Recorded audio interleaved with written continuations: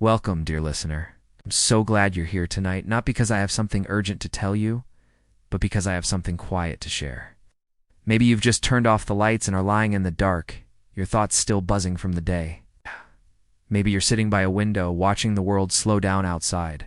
Or perhaps you've been scrolling endlessly, searching for something that doesn't demand your energy, just offers a gentle place to rest. Wherever you are, however you've arrived, thank you for letting me keep you company for a while. In a world that never stops measuring, counting, and shouting, choosing to listen to something slow is a quiet kind of rebellion. And I honor that deeply. You might be wondering why we're talking about Vikings tonight. After all, they're often painted as roaring warriors in horned helmets, crashing onto foreign shores with fire and fury. But that image? It's a costume. It's a myth stitched together centuries later by poets, playwrights, and opera designers who needed drama more than truth. The real story is far quieter and far more human. Most Vikings never saw a battlefield. They were farmers who watched the snow bury their fields each winter. Weavers who spun wool by the dim light of peat fires. Fathers who taught their sons how to carve a dragoness head onto the prow of a boat not for war, but for beauty, for protection, for hope. They lived in a world where the sun barely rose for months, where the sea was both provider and destroyer, and where every journey beyond the fjord was a leap of faith into the unknown. And yet they built lives of astonishing richness, laws carved in wood, poetry sung in longhouses, intricate patterns that told stories without a single word. They weren't just raiders or dreamers who sailed on dreams. So, dear listener, let yourself sink a little deeper into this moment. Take a slow breath in and let it out even slower. Feel the weight of your body against whatever surface holds you, the softness of your blanket, the coolness of your pillow, the gentle rise and fall of your chest. Let your jaw soften. Let your hands rest, palms open, as if you're ready to receive a story like a gift wrapped in silence. You don't need to remember every detail. You don't need to analyze or take notes. This isn't a lesson. It's a lullaby woven from history, a story told not to impress, but to accompany. Close your eyes if you'd like, or let your gaze soften until the screen fades into darkness. Either way, let the outside world drift away. For the next 2 hours, there is no urgency, no deadlines, it's no noise. Only the quiet rhythm of words, like waves lapping against a wooden hull in a sheltered bay. Over the next 2 hours, we'll move through 10 gentle chapters, like stepping stones across a misty river, each one revealing a new glimpse of light. We won't rush through battles or count conquests. Instead, we'll linger on the small, sacred moments that rarely make it into the grand narratives. The smell of tar and pine resin on freshly caulked timbers, the sound of a mother humming an old Norse lullaby while mending a woolen tunic, the way frost spreads like lace across a window of ice in a winter longhouse. We'll follow people who lived between the sea and the snow, who carved their hopes into bone and wood because paper hadn't reached them yet. And though their world was harsh, cold, dark, uncertain, they filled it with poetry, with law, with intricate patterns that told stories without words. Our journey begins not with a storm, not with a raid, but with the quiet hum of everyday life, in a land where the nights stretched so long they felt like eternity, and the days when they came were golden with gratitude. If this kind of storytelling speaks to you, if you find comfort in history told gently, without fanfare, we'd be honored if you subscribed. Not for views or algorithms, but so you'll know when the next quiet story is ready. If you feel moved, leave a single word in the comments. Fjord, runes, longship, or even home. It's a small way to say, I was here, and it reminds me that these stories aren't just echoes in the void they reshared between us. But if you drift off before the end, that's perfectly all right. In fact, it's exactly how it should be. History doesn't demand your full attention. It only asks that you let it walk beside you for a while, like a companion on a long, quiet night. And so, let the noise of the day fall away. Let the worries of tomorrow wait until morning. The past is not a place of chaos. It's a landscape of stillness, waiting to be remembered. And our journey begins. Long before the world knew their name, long before the first longship ever cut through the waves. In a snow-covered valley, where smoke curls from a roof of turf, and a child stirs the embers of last night's fire, hoping, as all children do, that the warmth will last until morning.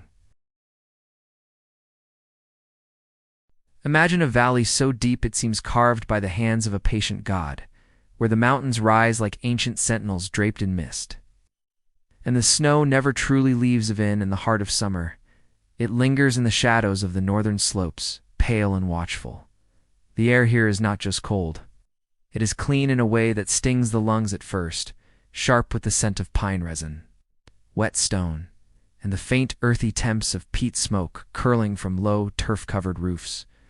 There are no roads, only paths worn smooth by generations of boots and hooves. Winding between clusters of longhouses, whose walls are built from timber felled in the last thaw and covered in thick layers of sod that turn green in spring and brown in autumn. Da-da-da-da. Inside one of those houses, a woman kneels by the central fire pit, stirring a pot of barley stew that has been simmering since dawn. The flames flicker softly, casting long, trembling shadows across the wooden beams, overhead beams blackened by decades of smoke, polished by time and etched with faint carvings. A serpent here, a ship there, a rune so worn it's almost invisible. Outside, a child barefoot despite the chill chases a scrawny goat through the snow, laughing as it bleats and scrambles over a log fence. The sound is small, fleeting, but it carries farther than it should in the stillness of the afternoon. This is not the beginning of a legend. This is not the prelude to a raid, a conquest, or a myth. This is simply life, ordinary, fragile, and fiercely held onto in a land that gives little and takes much without apology. Long before the world knew the word Viking, long before sails darkened foreign horizons, there were people here who woke each morning not to change history, but to feed their children, mend their clothes, and keep the fire alive one more night.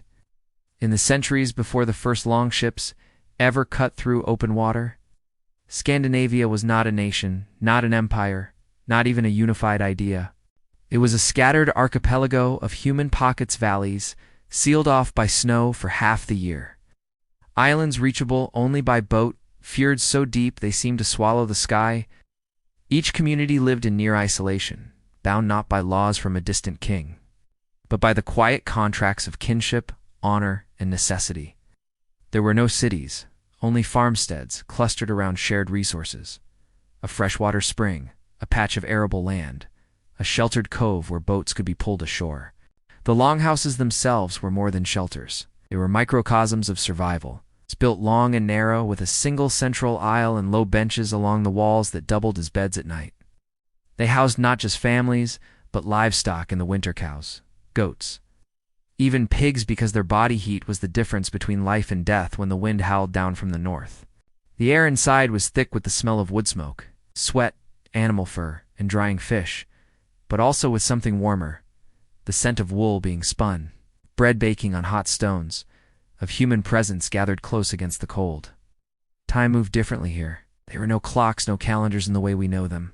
Instead, people marked the year by the turning of the seasons, the return of the swallows, the first bloom of the rowan tree, the night the northern lights danced so brightly they lit the snow like ghostly fire. Winters were not just cold. They were a kind of suspended animation. For weeks, the sun barely crested the mountains, casting only a pale blue-gray light that lasted a few hours before surrendering again to darkness. In those months, life shrank to the space between the hearth and the door. People spoke less, moved slower, conserved energy like precious water. And yet, even in that stillness, life thrived not in grand gestures, but in small acts of care. A mother mending a tunic by firelight, an elder teaching a boy how to carve a comb from reindeer antler, a neighbor bringing a loaf of bread to a sick family. These were not heroic deeds. They were the quiet architecture of survival. And within this rhythm of planting, mending, and waiting, knowledge lived not in books there were none but in hands, voices, and objects passed from one generation to the next. Children learned by watching, by doing, by failing, and trying again. They learned how to split wood along the grain so it wouldn't splinter, how to weave wool into cloth so dense it could repel rain, how to read the sea not by maps, but by the color of the water, the direction of the gulls, the feel of the wind on their cheeks. Every tool had a story: a spindle whirl, carved from soapstone, its surface smooth from years of spinning. A knife with a bone handle, its edge sharpened 1,000 times. A brooch shaped like a coiled dragon, not just for beauty, but to fasten a cloak against the windand to show subtly that this family had seen the world beyond the fjord, or at least dreamed of it. Art was not separate from function. It was woven into it. Even the simplest comb might bear intricate knotwork, not because it was needed, but because to make something plain when you could make it beautiful was to waste a chance to honor the moment. Storytelling was the heartbeat of the longhouse. On long winter nights, when the fire burned low and the wind moaned through the cracks in the walls, elders would speak not in lectures, but in rhythms. They told of Odin, who gave an eye for wisdom, of Thor, who protected sailors from storms, of Freya, who chose half the dead to join her in her hall. But they also told of real people, a grandmother who sailed to the Orkneys as a girl, a cousin who traded furs for silver in a market far to the east, a brother who vanished one spring and was never seen again. These stories were not just entertainment. They were maps of identity, threads that tied the present to the past and the living to the dead. And though no one wrote them down, they were remembered not perfectly, perhaps, but faithfully because memory was the only archive they had. The land shaped them in ways they never questioned. Farming was a constant negotiation with stone and frost. The soil was thin, rocky, unforgiving. They grew barley for bread and porridge, rye for beer, turnips and onions for winter stews, but never in abundance. Hunger was not a stranger. It was a guest that came every year and stayed too long, so they turned to the sea, not as conquerors but as partners. The fjords teemed with cod, herring, and salmon. Summer, they fished from small boats made of overlapping planks, caulked with tar and wool. In winter, they set lines through holes in the ice. Whales, when they stranded on shores, were gifts from the gods. Their blubber became oil for lamps, their bones became tools and beams, their meat fed a village for weeks. And always, always, the sea whispered of elsewhere. When the ice broke in spring, men would launch their boats not for raiding, but for trading. They sailed south to meet merchants from the Frankish kingdoms, east along the rivers of what is now Russia, west to the British Isles. They traded furs for iron, amber for salt, walrus ivory for glass beads. These journeys were not epic by our standards. They were practical, cautious, often dangerous, but they planted seeds. Seeds of curiosity, seeds of ambition, seeds of the idea that the world was larger than the valley, and that perhaps, just perhaps, a man could leave and return not just with goods, but with stories that would make his children's eyes widen in the firelight. Women often overlooked in the grand narratives written centuries later by monks who barely understood them, were the quiet architects of this world. They managed the household. Yes, but that meant managing food stores that had to last through winter. Overseeing the production of cloth that clothed the family for years, raising children who would one day inherit the farm or sail away. They could own property, inherit land, and initiate divorce if a husband was abusive or dishonorable, right? That would vanish in much of Europe for 1,000 years. Some were buried with keys at their waists, not as jewelry, but as symbols of real authority. They held the keys to the storehouse, the chest of valuables, the very rhythm of daily survival. Though their names rarely appear in the sagas composed later, their presence is everywhere in the loom weights found in graves, in the spindle whorls etched with care, in the rune stones that sometimes read not just in memory of my husband, but I, raised this stone. They were not warriors in the way we imagine, but they were strong in the ways that mattered most, in endurance, in wisdom, in the quiet courage to keep going when the world offered little reason to. There was no king to command them, no central law to bind all these scattered communities. Instead, they gathered at local assemblies called things open-air meetings held on sacred hills or flat fields where every free man and sometimes women, in matters concerning their own property, could speak. Disputes were settled not by force, but by words, witnesses, and consensus. To break a promise wasn't just a personal failing. It was a tear in the social fabric, and the community would gather to mend it. Justice was measured in compensation cows, silver, land not, and punishment. In exile, the harshest penalty, was feared not because it was violent, but because it meant being cut off from the web of kinship that made survival possible. In this world, your word was your worth, your honor was your home. And through it all, they lived with the quiet awareness that the world beyond their valley was vast, unknown, and possibly hostile. But that awareness didn't breed fear, it bred imagination. Because in a place where the sun disappears for weeks, where the wind howls like a spirit through the pines, where the sea freezes and thaws in cycles older than memory, you learn early that survival isn't just about strength, it's about dreaming. It's about daring to believe that somewhere beyond the horizon, there might be land that doesn't freeze, water that doesn't ice over, and skies that stay blue for more than a day. And so, even in the rhythm of planting, weaving, and waiting, something was shifting. Not loudly, not suddenly, but in the quiet spaces between chores, in the glances exchanged when a trader returned with tales of rich monasteries undefended by walls, in the way a young man might linger by the shore long after his nets were mended, staring not at the water, but at what lay beyond it. The sea had always been a provider, but now, for the first time, it was beginning to whisper of something else. Not just survival, but movement. Not just home, but elsewhere. As the fire in the longhouse burned low, and the family settled into their furs for the night, the wind carried a new kind of silence, one that didn't feel like rest, but like waiting. The kind of stillness that comes just before a decision is made. It's just before a keel touches water for the first time. It's just before the world begins to change. Quietly, inevitably, and without fanfare. There is a silence that does not mean absence, but presence, the kind of stillness that gathers just before a life changes direction. It lives in the gray hour between night and dawn, when the stars have not yet vanished, but the sun has not yet claimed the sky. When frost glints on the reeds along the fjord like scattered shards of glass, and the only movement is the slow curl of smoke from a turf roof. On the shore, a man stands beside a boat. It's not a warship, not the dragon-prowed longship of later legend, but something older. Humbler, a clinker-built vessel of overlapping oak planks. It seems caulked with tar and sheep's wool, its oars resting like sleeping arms along the gunwales. His hands rough from splitting wood, mending nets, gripping the handles of tools that have fed his family for years, rest lightly on the edge, does not speak. He does not look back at the longhouse where his children sleep, and his wife watches from the doorway, her face unreadable in the dim light. There is no oath sworn to gods, no crowd to witness, no banner raised. Only the quiet certainty that staying is no longer survival, it is surrender.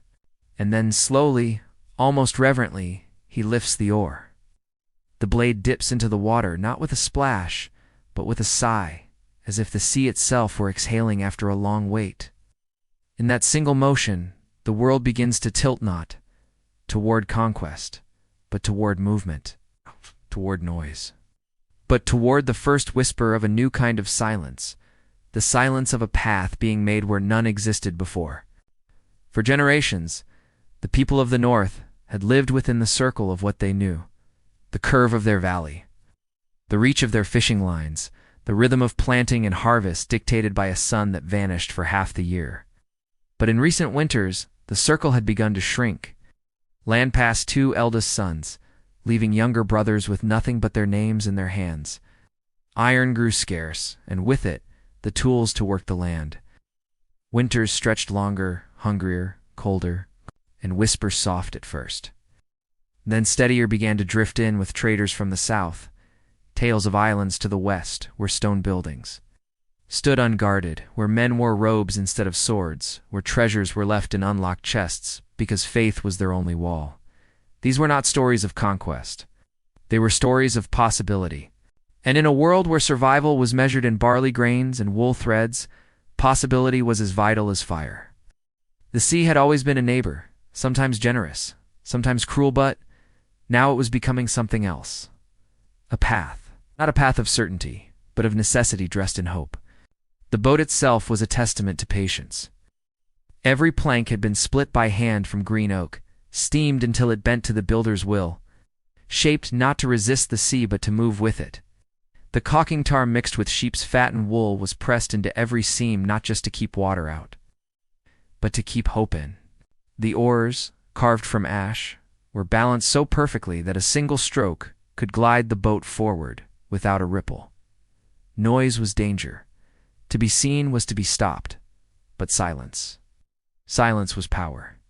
Silence was the space between a sleeping monk's breath and the shadow on the shore. No one planned violence yet, but the instinct was already there, buried deep in the marrow of survival. Move quietly. Act quickly. Leave before the world wakes up. This was not ambition. It was adaptation. The same instinct that told a fox to hunt at dawn or a bird to migrate south. This first journey was not a fleet. It was one boat. Maybe two. A handful of men who had shared bread since boyhood, who had buried fathers and argued over fence lines, who knew each other's silences better than their words. They carried no armor, only wool cloaks, leather boots, and the tools of their daily lives. Knives for cutting bread, axes for chopping wood, fishing lines for the journey home. They did not set out to destroy. They set out to see, to test the truth of the rumors. And if those rumors held even a grain of truth, if the shores were as soft as promised, then perhaps a man could take what he needed and return before winter. It was not theft in their eyes. It was balance.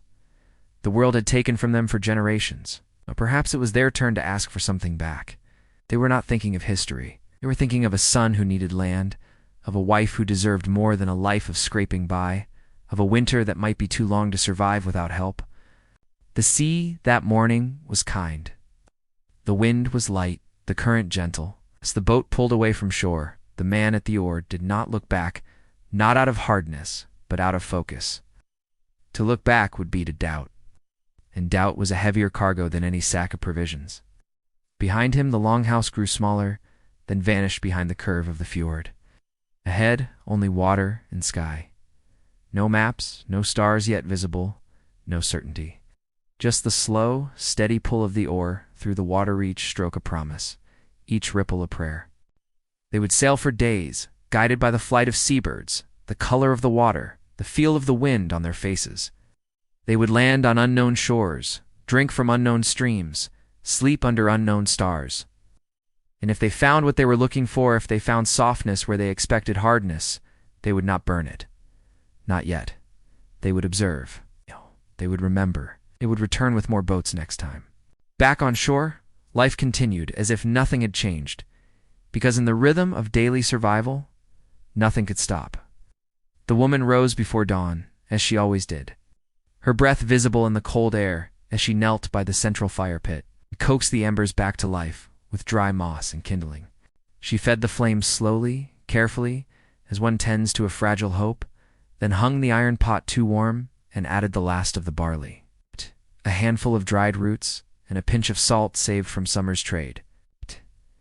Later, she sat by the window of ice, her fingers moving deftly over a woolen tunic frayed at the elbow, her needle pulling thread through fabric worn thin by work and weather.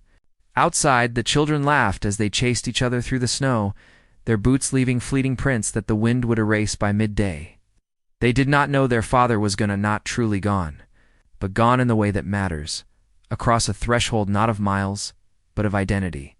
He had left as a farmer, a man defined by the soil he tilled and the animals he tended, but the sea does not return men unchanged. And though no one in the longhouse spoke his name with fear or awe, the air felt different, lighter somehow, as if the walls themselves were holding their breath, waiting to see what kind of man would return. And yet, even as the boat vanished into the mist, curling like smoke over the water, no one in that valley imagined empires. Ow. No one dreamed of sagas carved into stone or songs sung for 1,000 years. They were not thinking of glory, of names etched in history, of dragon-proud ships darkening foreign shores. They were thinking of far smaller things, of a roof that wouldn't leak when the winter rains came, of a child who wouldn't wake in the night shivering from hunger, of a future that didn't feel like a narrowing tunnel with no light at the end. The first oar cut the water not out of greed, not out of rage, but out of love the quiet. Stubborn kind of love that wakes before sunrise to stir the stew, that mends the same tunic 3 winters in a row. It looks at a sleeping child and whispers, "There must be more than this." This was not the beginning of the Viking Age, not yet. That name would come centuries later, coined by monks who only saw the fire, not the frost that lit it, who only recorded the violence. not the desperation that preceded it. To those living it, this was simply the next turn in the path. Another way to survive in a world that offered no guarantees, no safety nets, no second chances. It was not rebellion, it was adaptation. And adaptation, in a hard land, is the deepest form of courage. The journey itself was unremarkable by the standards of later chronicles, which would paint every voyage as epic, every landing as conquest. There were no storms that split the sky, no battles that shook the earth, no miracles that bent the laws of nature. There was only the slow, steady rhythm of oars dipping into water, the creak of wood flexing with the waves, the quiet murmur of men speaking in low voices so as not to startle the silence. Days passed like breaths long, even unbroken. Night they slept beneath wool blankets on the shore. Watching the stars wheel overhead, their patterns as familiar as the lines on their own palms. They landed on a rocky coast where the wind carried the scent of salt and pine. Walked inland through forests where the ground was soft with moss, and saw signs of life not through armies, but through traces. A thin column of smoke rising from a distant hill. Footprints in the mud near a stream, a fishing net left to dry on a rock. They did not rush, they did not shout. They waited, hidden in the trees, watching, listening, learning. And when they saw that no guards patrolled the paths, that doors were left unlatched, that silver cups sat carelessly on windowsills beside half-finished meals, they understood this world was soft, not weak, just unafraid. And in their world, unafraid was the same as unprotected. So they took only what they needed, no more. No less sand left as quietly as they had come. No one was hurt. No one even knew they had been there. But the seed was planted. Not of violence, but of possibility. And softness in a hard world is always an invitation. When they returned weeks later, the fjord greeted them with the same stillness it had held the day they left. Same pale light, same hush in the air, same snow dusting the pines like powdered sugar. The longhouse stood unchanged, its turf roof sagging slightly under the weight of winter, its doorway dark and familiar. But everything had shifted. The man who stepped ashore was not the same man who had left. His eyes were different, wider, perhaps, or simply quieter, as if he had seen something that could not be spoken aloud. He carried not just goods, a few iron tools, a sack of grain, a silver cup with strange markings, but something far heavier: knowledge. And knowledge once gained cannot be unlearned, cannot be packed away like furs or stored like barley. That night around the fire, he spoke softly, not with pride but with wonder, of green fields that stretched farther than the eye could see, of stone buildings that rose higher than the tallest pine, of men who wore robes instead of swords and trusted their gods to keep them safe. The others listened, not with greed flickering in their eyes, but with calculation settling in their bones. If one boat could go, why not two? If one shore was soft, what about the next? The circle of possibility had widened, and once it widens, it never shrinks back. Hope once tasted becomes a hunger. And yet, even in such stillness, whispers of change were moving through the air, not as shouts that shatter the peace, but as questions carried on the wind, as glances exchanged between men who once only spoke of harvests and now spoke of horizons, as women who began to weave new patterns into their cloth dragons, ships, distant stars. The world had not changed overnight. The snow still fell, the fire still needed tending, the children still needed feeding. But the way people saw it had shifted, like a lens slowly coming into focus. They no longer looked at the sea as a boundary, but as a bridge. They no longer saw the horizon as an end, but as a beginning. And that, more than any raid, more than any burning monastery or stolen treasure, was the true beginning, the moment when a people stopped accepting the world as it was and began to imagine it as it could be. As the boat was pulled ashore and covered with hides to protect it from the frost, the woman in the doorway turned back inside without a word.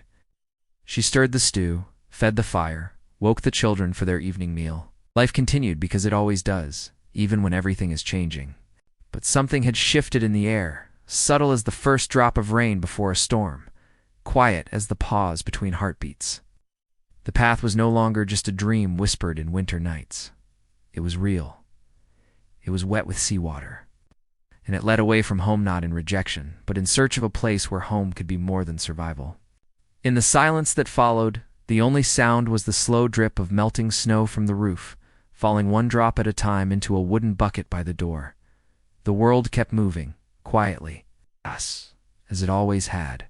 But now, it moved in a new direction, not with a roar, but with the soft, steady pull of an oar through dark water, cutting a path into the unknown.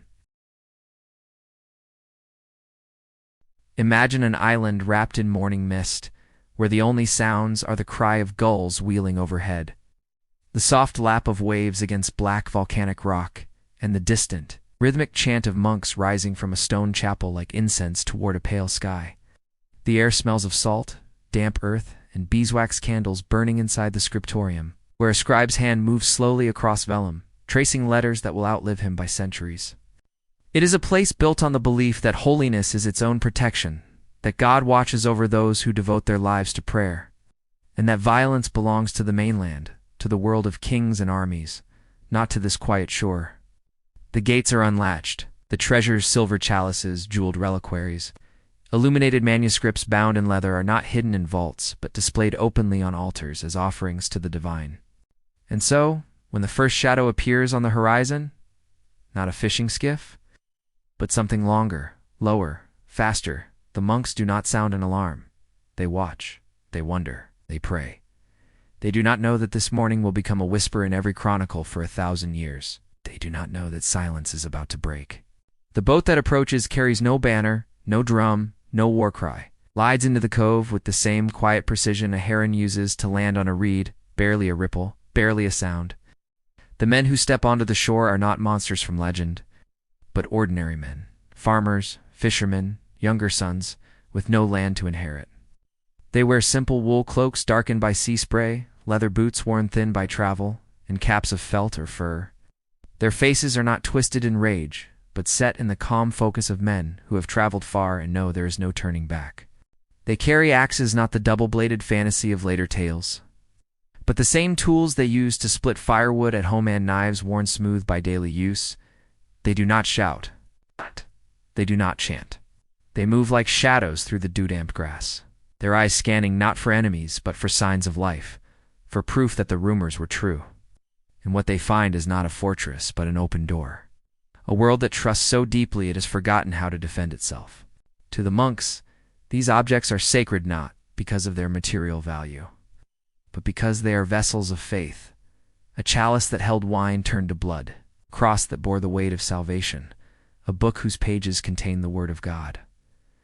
But to the men from the north, these same objects are proof of something else entirely, that the world beyond the fjord is softer than they ever dared imagine. In their world, everything of value is guarded, food stores locked, tools hidden, silver buried. To leave such treasures unwatched is not piety, it is invitation. And so, with the same care a farmer uses when harvesting his last barley, they take only what they can carry: a silver cup, a book bound in leather, a cross with amber inlay. They do not burn the chapel, not yet. That will come later in the retellings, in the fear of those who were not there. On this morning there is only silence, movement, and the slow, quiet realization that the world is not divided into safe and dangerous places, but into places that know how to protect themselves, and places that do not. Back in the fjord, the return of the boat is met not with celebration, but with quiet awe. Why? The silver cup is passed from hand to hand, its weight unfamiliar, its craftsmanship finer than anything they have ever seen.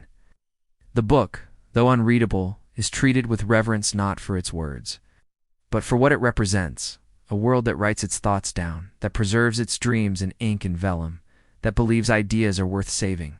The cross is not mocked, but studied. These are not trophies of conquest. They are questions made solid. What kind of people leave such things unguarded? What kind of God allows his house to be entered without permission? And most importantly, if one island is like this, how many others are there? Elders Who once spoke only of ancestors who stayed, now lean forward in the firelight, eyes sharp with calculation. The circle of possibility has widened again, not through force, but through discovery. Once made cannot be unmade. The monks in their shock and trembling hands will write of this day as the beginning of darkness, not because the sun failed to rise, but because their certainty did. in the quiet of their scriptoriums, by candlelight that flickers like a dying breath. They will dip their quills in ink and call the men from the sea pagans, wolves, devils, sent to test the faithful. Their words will carry fear, yes, but also grief for the violation of a sacred trust, for the shattering of a world where holiness was believed to be its own armor. But what they will never understand, not truly, is that these men did not come to destroy faith. They came because they had never seen it made so visible, so tangible, so material. The North, gods do not live in stone houses with golden roofs. They live in the whisper of wind through pines, in the cold gleam of a river at dawn, in the silence between thunderclaps. To see a god honored not with silence, but with chalices of silver, with books bound in leather and inked in gold leaf, with candles that burn all night long, that is bewildering. It is beautiful. And in that bewilderment, beneath the act of taking, lies something quieter, a kind of awe, a reluctant respect. The violence is not in the stolen cup or the missing cross. The violence is in the collision of two worlds, one that believes trust is strength, and another that has learned through generations of frost and hunger that trust is risk. And yet, even in the stillness of the longhouse that night, something has shifted in the air, not as a shout that startles the dogs, but as a new kind of silence, deeper and more resonant, like the pause between heartbeats when you realize something has changed forever. The kind of silence that comes after a boundary has been crossed, not with noise or fury, but with a single step onto foreign soil. The world is no longer just hard or soft, safe or dangerous. It is layered like the bark of an old tree, like the folds of a woolen cloak, like the stories elders tell by firelight. And in those layers, opportunity lives, breathing quietly, waiting to be noticed.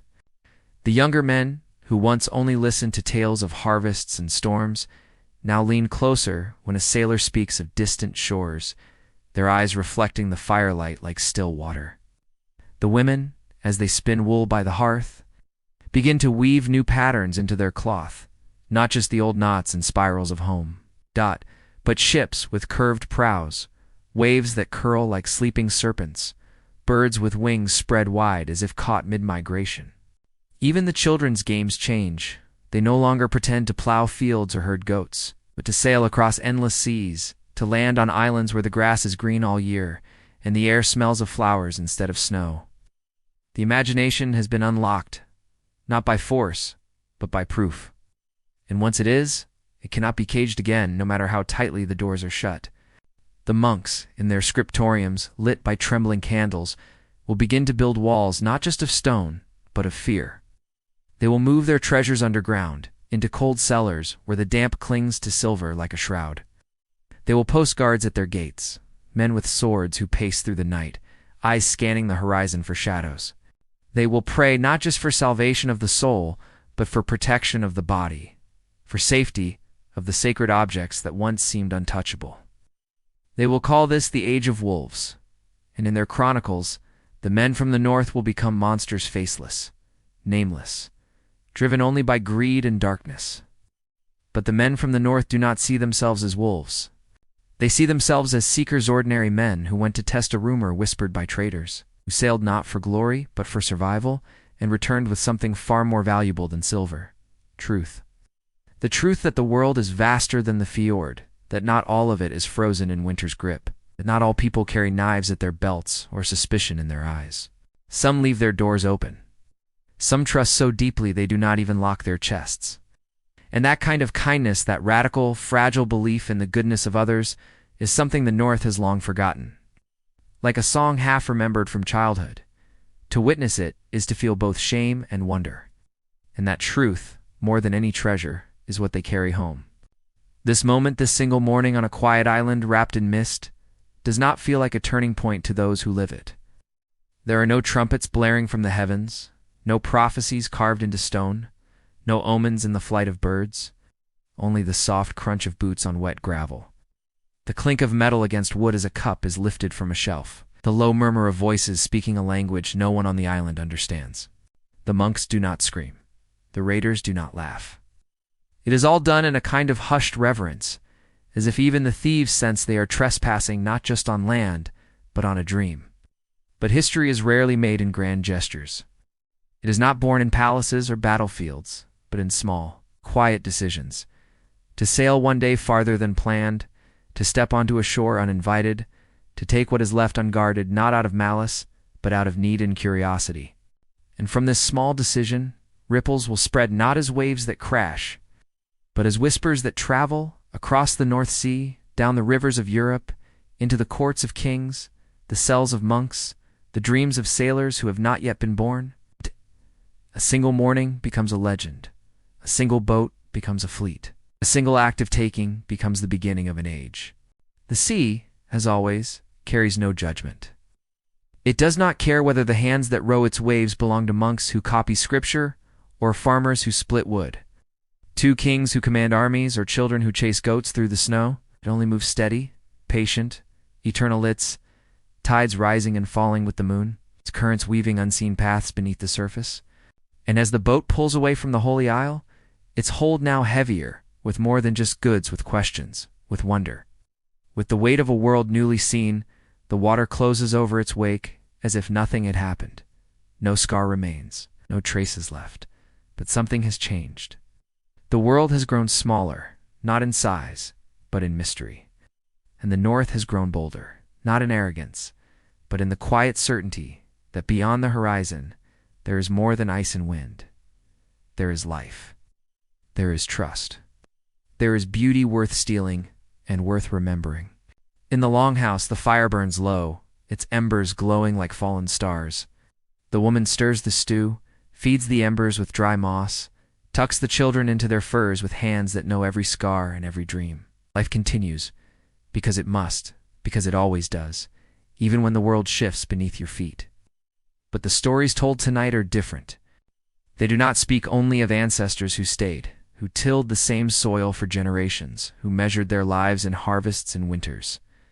Now, they speak of men who dared to sail beyond the edge of the known world, not to conquer, but to see on, who returned not with blood on their hands, but with proof that the edge was not the end.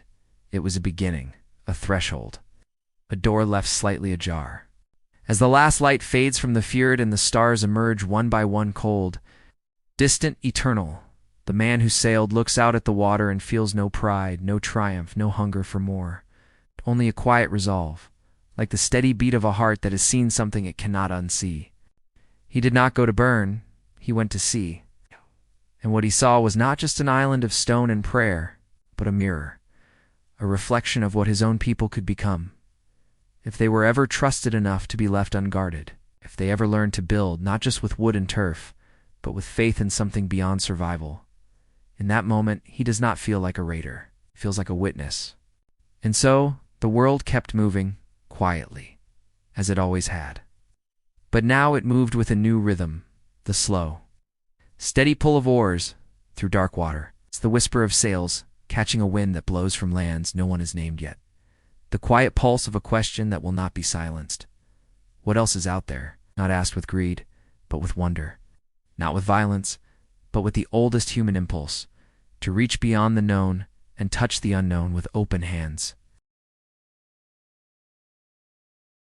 Imagine a coastline at dawn where the sea meets the land not with violence, but with the slow, patient kiss waves folding over themselves like breaths, each one leaving behind a lace of foam that vanishes into the wet sand before the next arrives. The air is thick with the scent of pine resin carried down from the hills.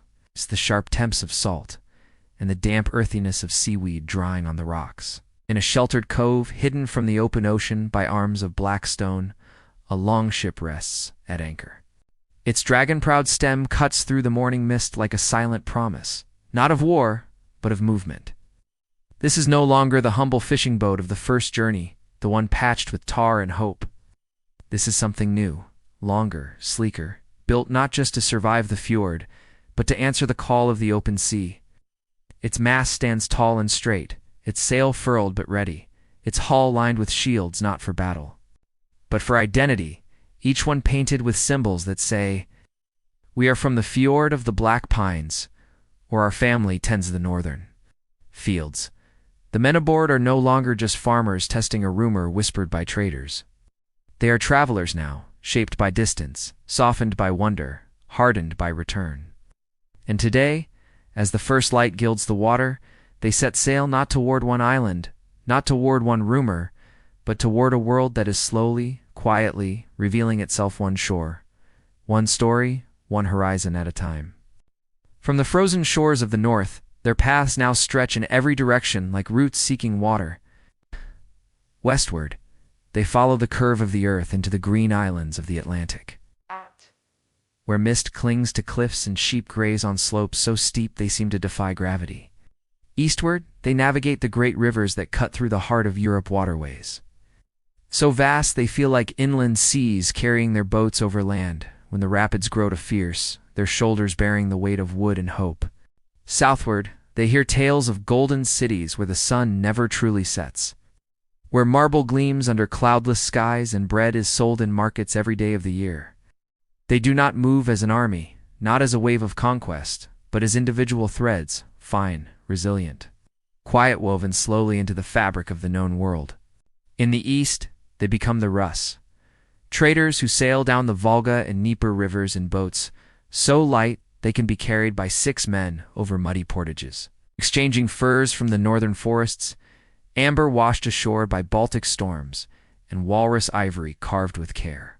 4 silver coins stamped with the faces of caliphs and emperors. These coins, when brought home, are not hoarded in chests like treasure.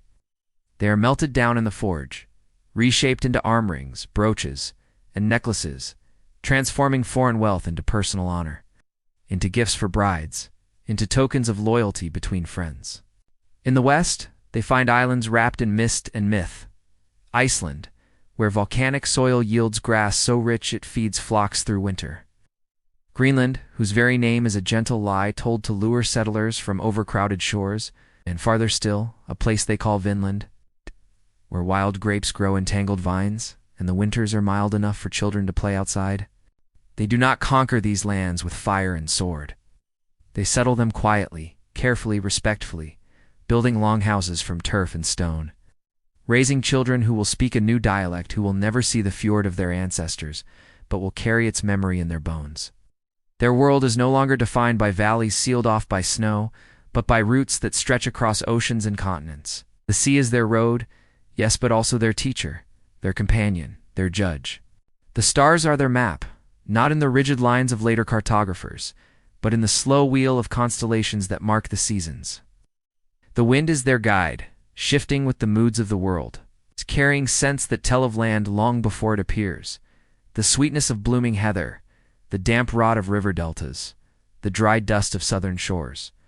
They learn to read the color of the water dark blue for the deep ocean where leviathans sleep, green for shallow coasts where kelp sways like dancers, milky white for glacial runoff that signals they are nearing home. They watch the flight of seabirds with the attention of poets. Gannets diving mean land is near. Puffins flying low mean you are still far out.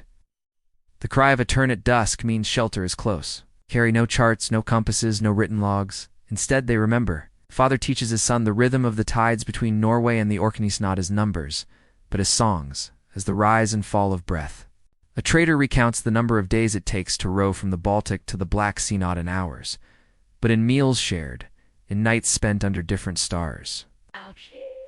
Knowledge is not written, it's spoken, sung, carried in the body like muscle memory, passed down not in classrooms, but in the quiet moments between or strokes.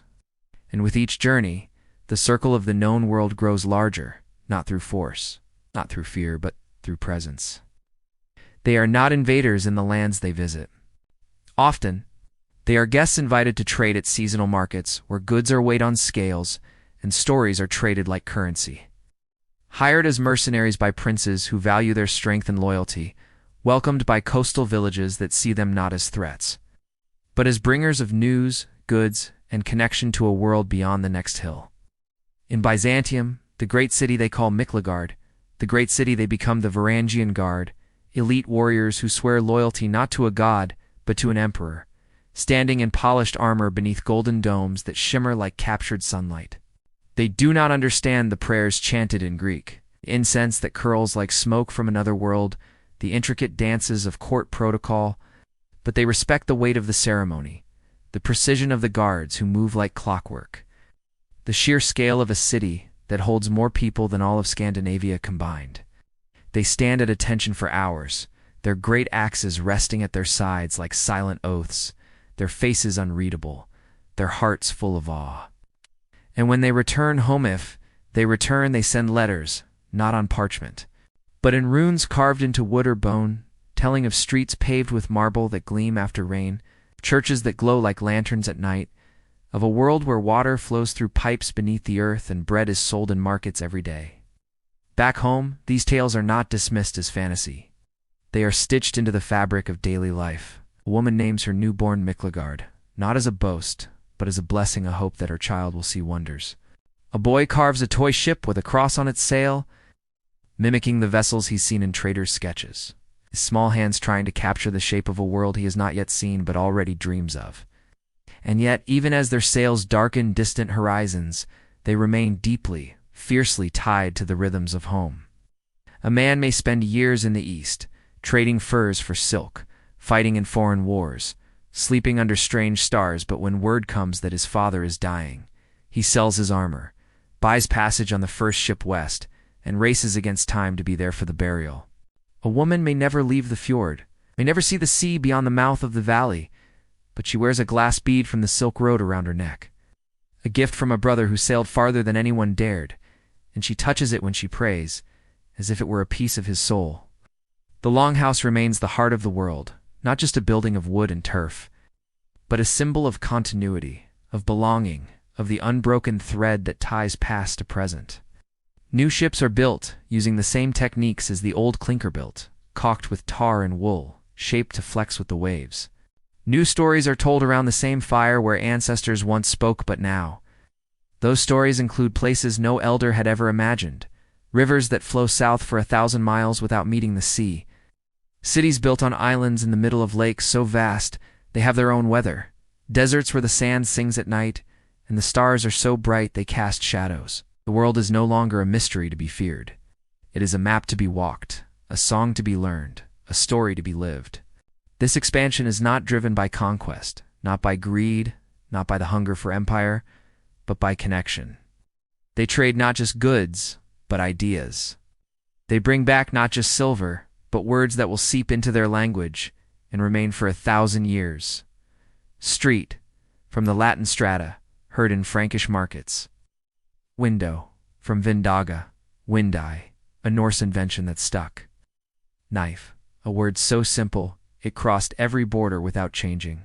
They adopt new tools, scales for weighing with precision, combs with finer teeth carved from antler or bone, methods for building sturdier houses with stone foundations.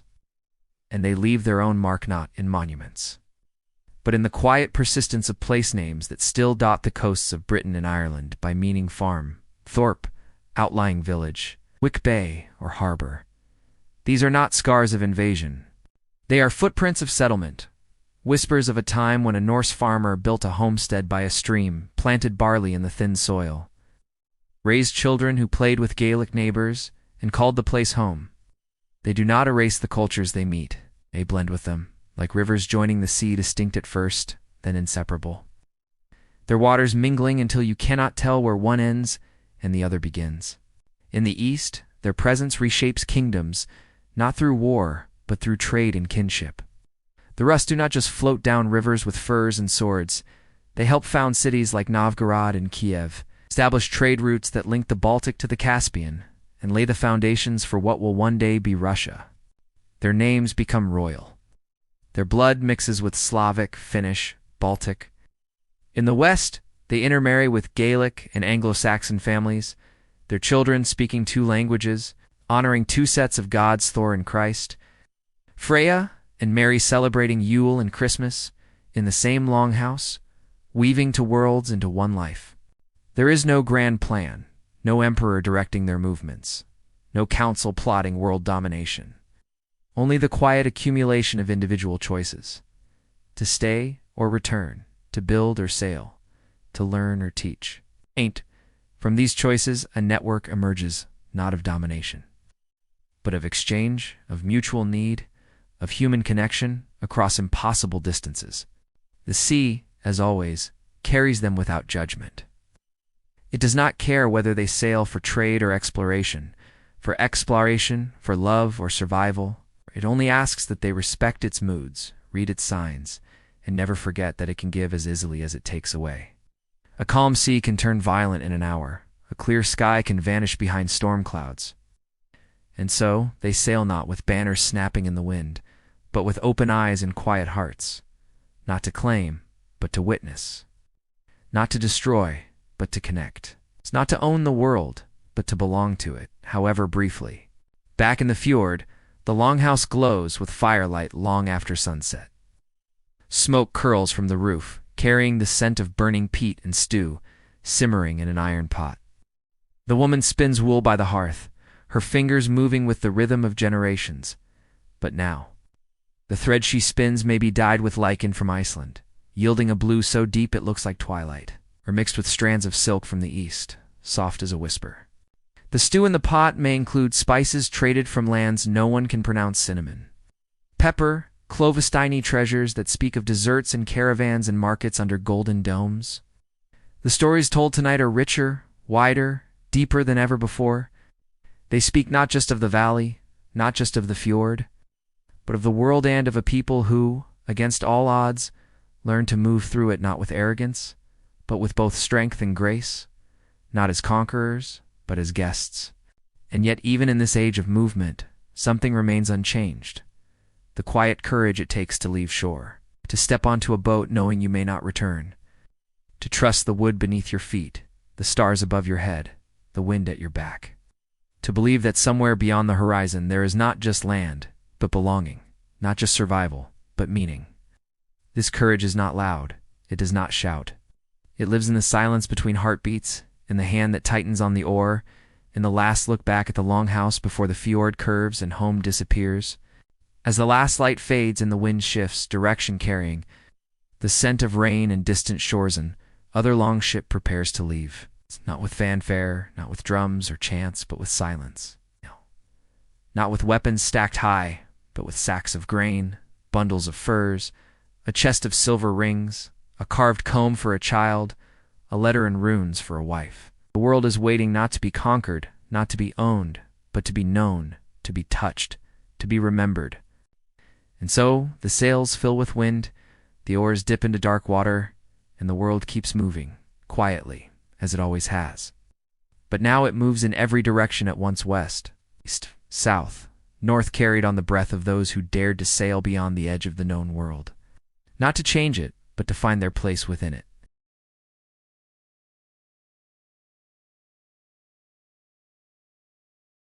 In the quiet heart of the longhouse, our firelight flickers against smoke-blackened wooden beams, and the air hangs thick with the scent of wet wool. Burning peat and stew, simmering in an iron pot. A woman sits by the hearth. Her hands calloused, but steady move with the rhythm of generations. Spinning thread from raw wool that still carries the faint smell of sheep and mountain grass. She weaves it slowly, deliberately, into cloth so dense and tightly knit it can repel rain for a season, stitch by stitch, row by row, as if each thread were a prayer. She does not wear armor, she carries no axe, but her strength is no less real than that of any man who ever sailed beyond the fjord. It lives in the way she measures the barley stores in autumn, knowing exactly how much must last through the long dark months. It lives in the way she teaches her daughter to spin without breaking the thread, to read the sky for storms, to speak with quiet firmness when a neighbor oversteps. It lives in the way she holds the household together, when the men are gone for months or never return, keeping the fire lit. The children fed, the stories alive. History rarely names her. Chronicles speak of kings and raiders, of battles won and treaties signed, but not of the women who kept the world turning while the ships sailed away into the mist. And yet without them, there would be no home to return to, no memory to pass down, no story to tell. They were not the backdrop of history. They were its foundation. In the North, a woman's worth was never measured by silence, obedience, or modesty alone. It was measured by action, by competence, by the quiet authority she wielded in a world that offered little room for error.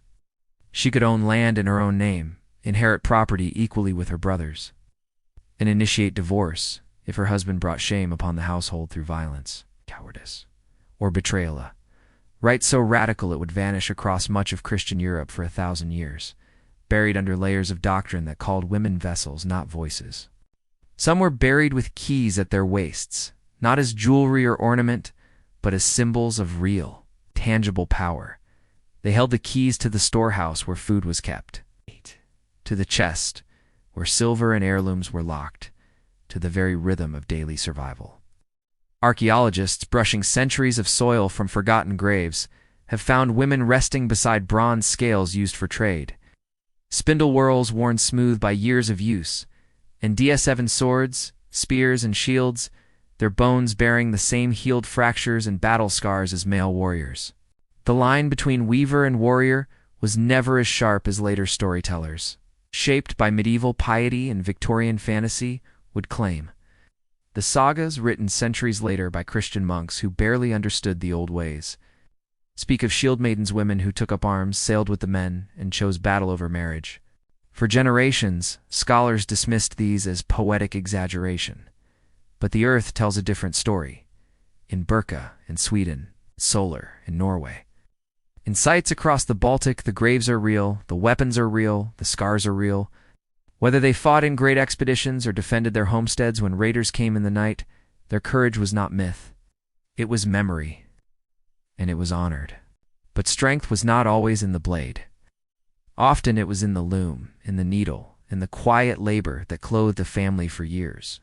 The cloth a woman wove was more than fabric. It was protection, identity, legacy. The patterns she chose, interlocking knots, spiraling labyrinths, coiled dragons, were not mere decoration.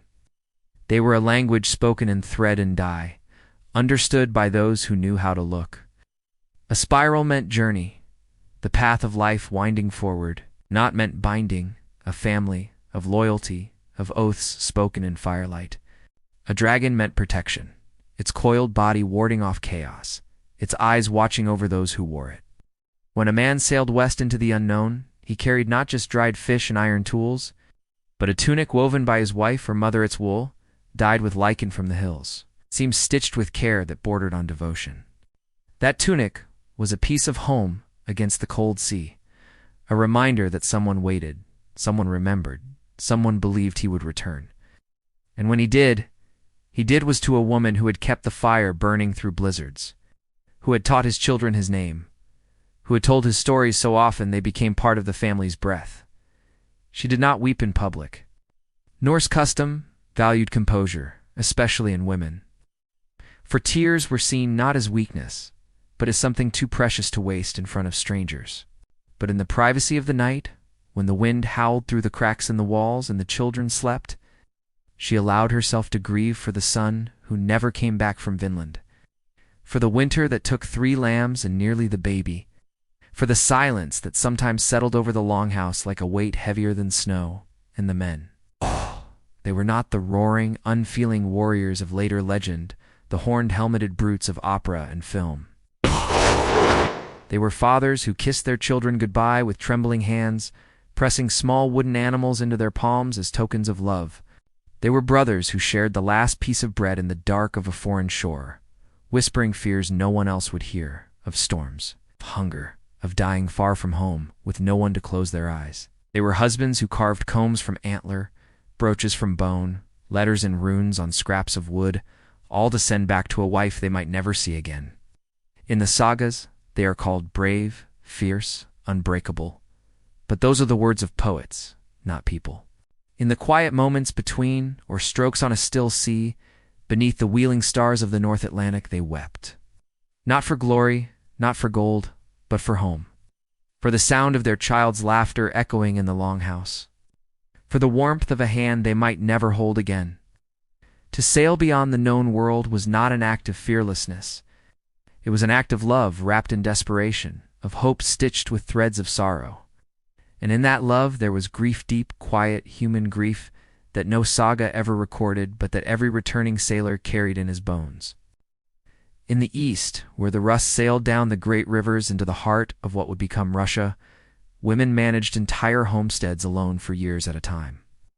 With their husbands trading in Byzantium or serving as mercenaries in distant courts, they negotiated with Slavic merchants, raised livestock through harsh winters, settled boundary disputes with neighbors, and even led local assemblies when no elder men remained.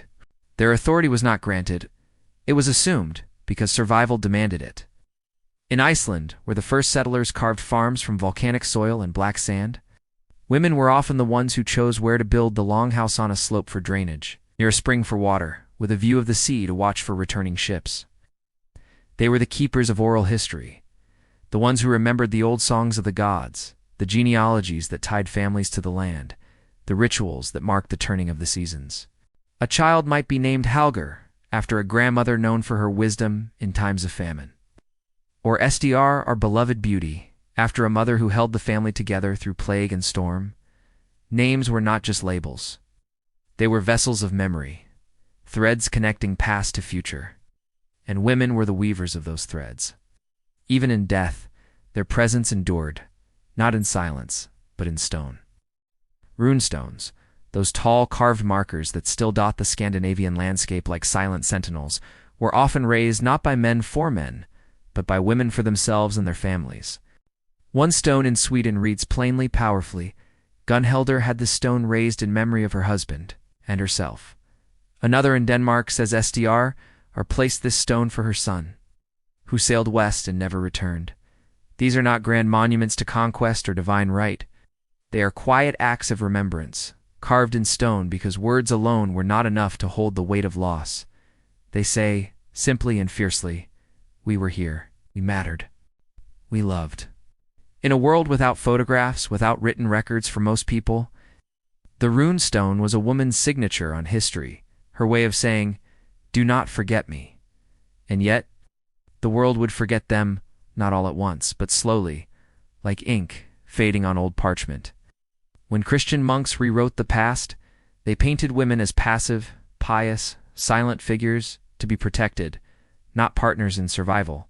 They erased the keys, the swords, the voices, recasting the old goddesses as demons and the shield maidens as fables. But the earth remembers. The loom weights buried with care, the spindle whorls etched with tiny patterns, the brooches shaped like serpents or suns, they all whisper a different truth, that women were not just witnesses to history. They were its architects, its weavers, its quiet guardians. They built the world not with stone or steel, but with thread, with breath, with the steady rhythm of daily love. In the longhouse, as the fire burns low, and the wind sighs through the cracks in the walls like a spirit passing by, the woman looks up from her weaving. Outside, a ship's sail appears on the horizons, small at first, then clearer, then unmistakable. Is it her husband? Her son? A stranger bringing news of one or the other? She does not run. She does not shout. She simply sets aside her thread, smooths the folds of her dress, and walks to the door with the same calm she has shown through every storm, every absence, every winter.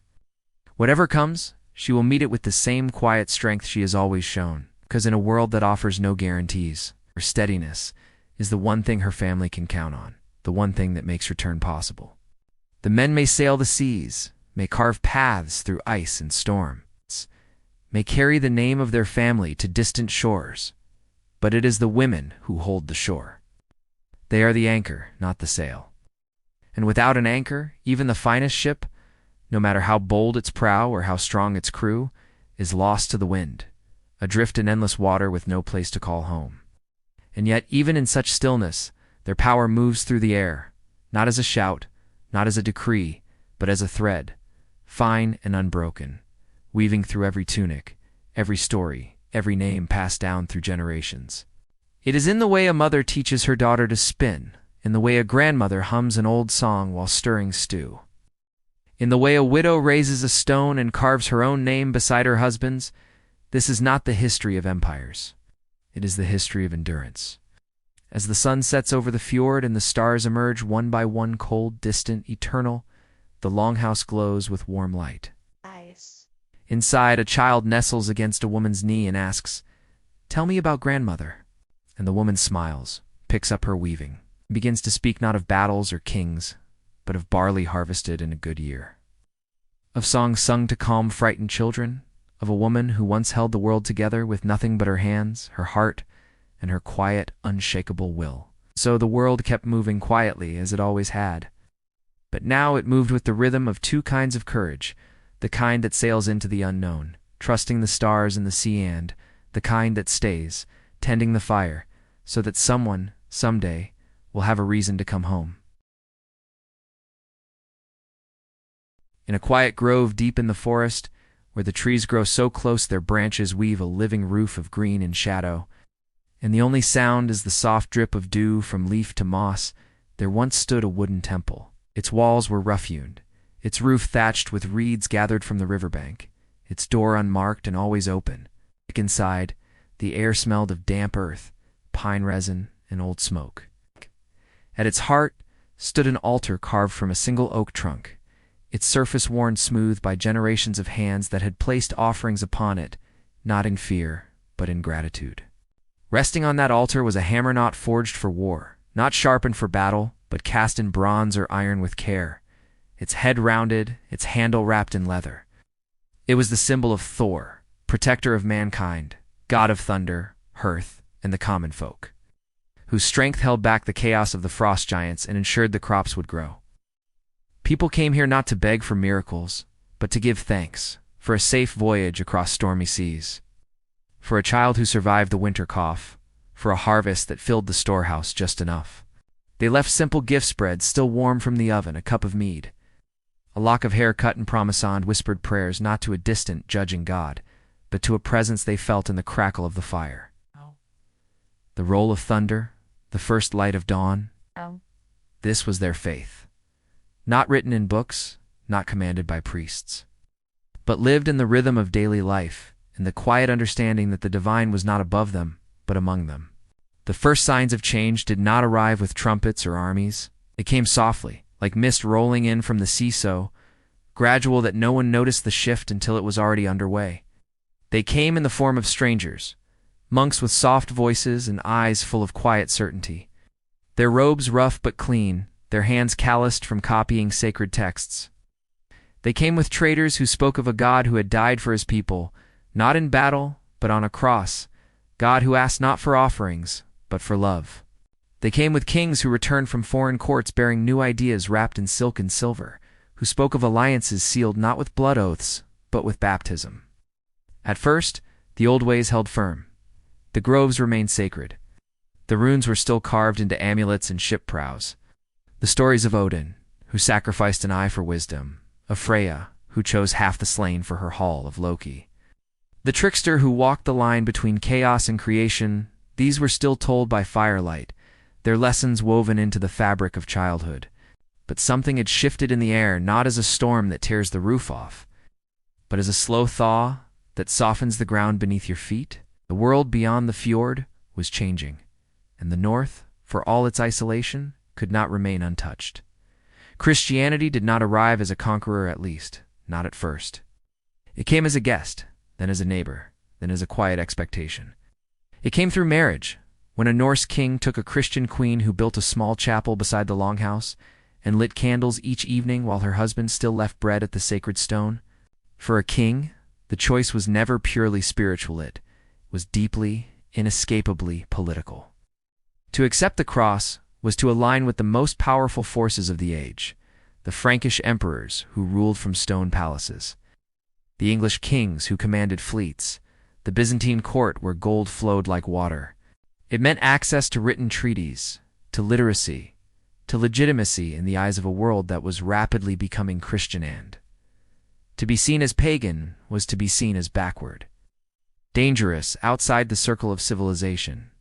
And so, one by one, the rulers of the North made the shift, not always with conviction in their hearts, but with calculation in their minds.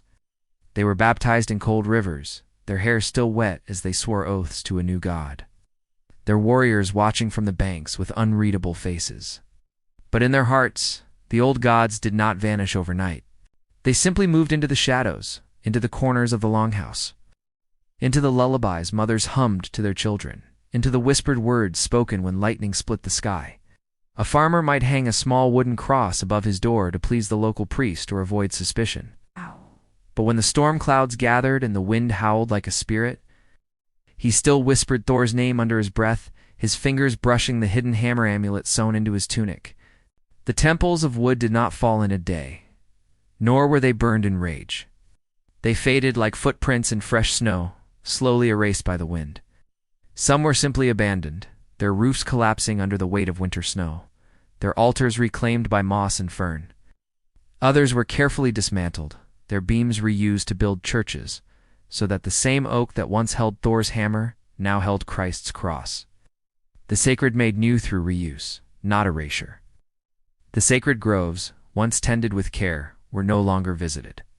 The paths to them grew over with brambles and wild grass, until even the elders could no longer find them. The hammers, the small amulets worn for protection, were buried with their owners, or melted down for other uses, or hidden in chests beneath layers of wool and linen, where only the family knew they remained.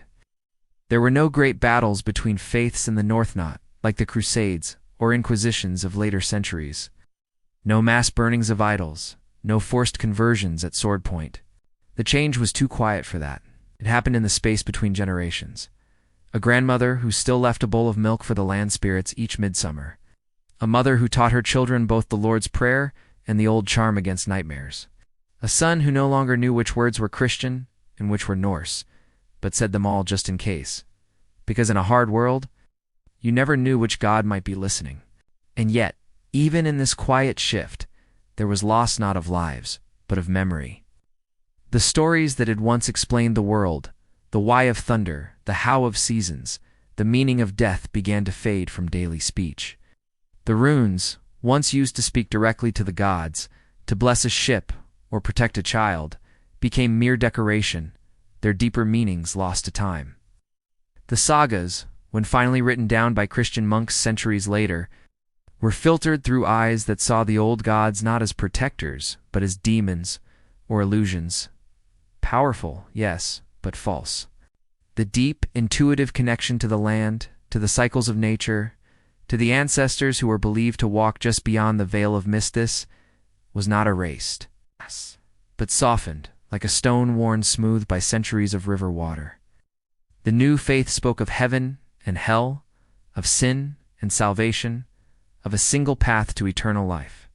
The old faith had spoken of honor, of fate, word, of living so well that your name would be remembered long after your bones turned to dust. One promised eternity beyond death, the other promised legacy within life. And in a world where life was short, harsh, and uncertain, both offered comfort but of profoundly different kinds.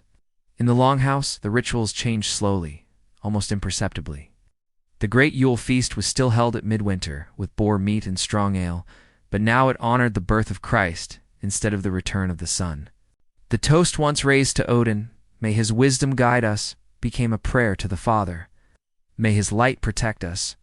The burial mounds that once rose like gentle hills over the dead gave way to churchyards, where the bodies lay in neat, rows beneath flat stones marked with crosses. But the grief was the same. The love was the same. The need to believe that death was not the end, that someone, somewhere, was listening, remembering, caring was exactly the same. Faith, in the end, was never about the symbol on the altar. It was about the quiet, unshakable hope that the universe was not indifferent to human suffering. That love outlasted breath, that memory was a kind of immortality, and the people, they adapted, as they always had, did not stop being Norse. They simply learned to carry two worlds inside them, the old and the new, the hammer and the cross, the storm and the candle. A woman might wear a silver cross around her neck, a gift from her priest or her husband, but tuck a small Thor's hammer amulet in the pocket of her dress for luck when she walked alone at night. A sailor might kneel in the new church before setting sail, murmuring a prayer to Christ for safe passage. But when the waves grew high and the wind screamed like a banshee, he would grip the ship's rail and whisper to near God of the sea, just as his father had taught him. This was not hypocrisy. It was survival. It was the quiet wisdom of people who knew deep in their bones that the world was too vast, too mysterious, too full of unseen forces to be contained in a single truth, a single God, a single story. There were no grand ceremonies to mark the end of the old ways. No final sacrifice beneath the moon, no last chant in the sacred grove, No gathering of elders to say farewell to the gods. Only the slow, quiet silence that follows when a song is no longer sung. When children stop asking about Freya's tears or Odin's ravens. When the names of the gods become strange on the tongue, then forgotten, then myth. The sacred places were no longer visited until even their location was lost to memory, known only to the wind and the trees. And yet, traces remain not in temples or texts, but in the fabric of everyday life. In the name of the day, Thursday Thorsday, in the spiral patterns on woven cloth that once meant protection, in the way people still looked to the sky for answers when words failed. And yet even in such stillness, the old gods did not disappear. They did not die, simply changed form. They became part of the land itself, the deep rumble of thunder that still makes the heart skip, the crash of waves against black cliffs, the whisper of wind through ancient pines. They were no longer worshipped with offerings or chants, but they were still felt in moments of awe at the northern lights.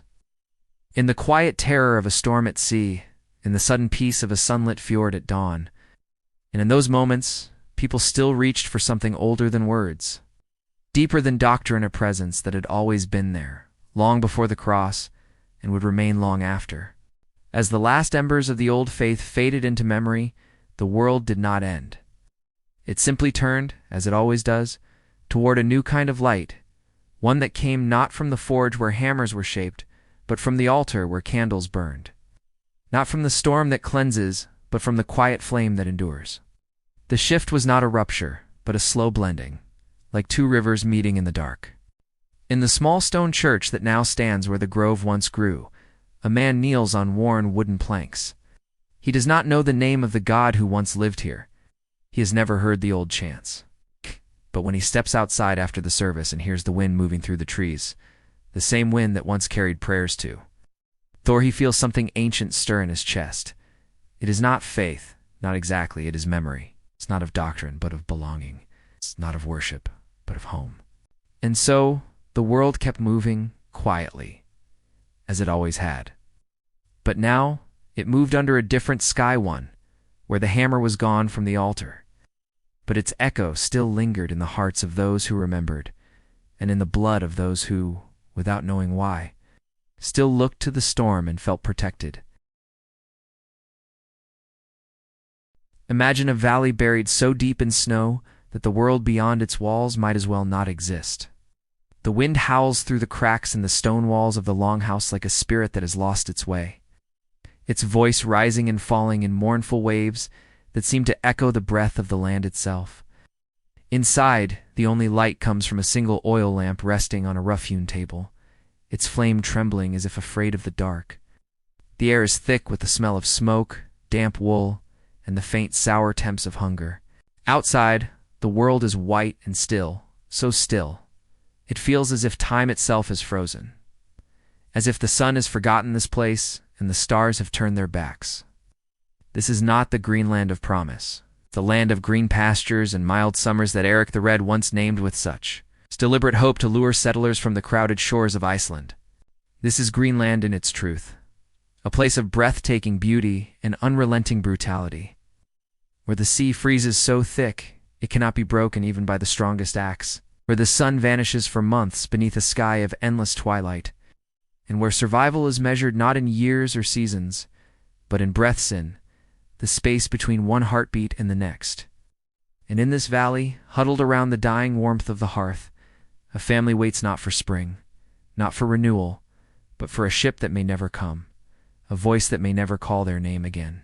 The settlement had once thrived, not with the noise of cities, but with the quiet hum of a life carved from stone and sea.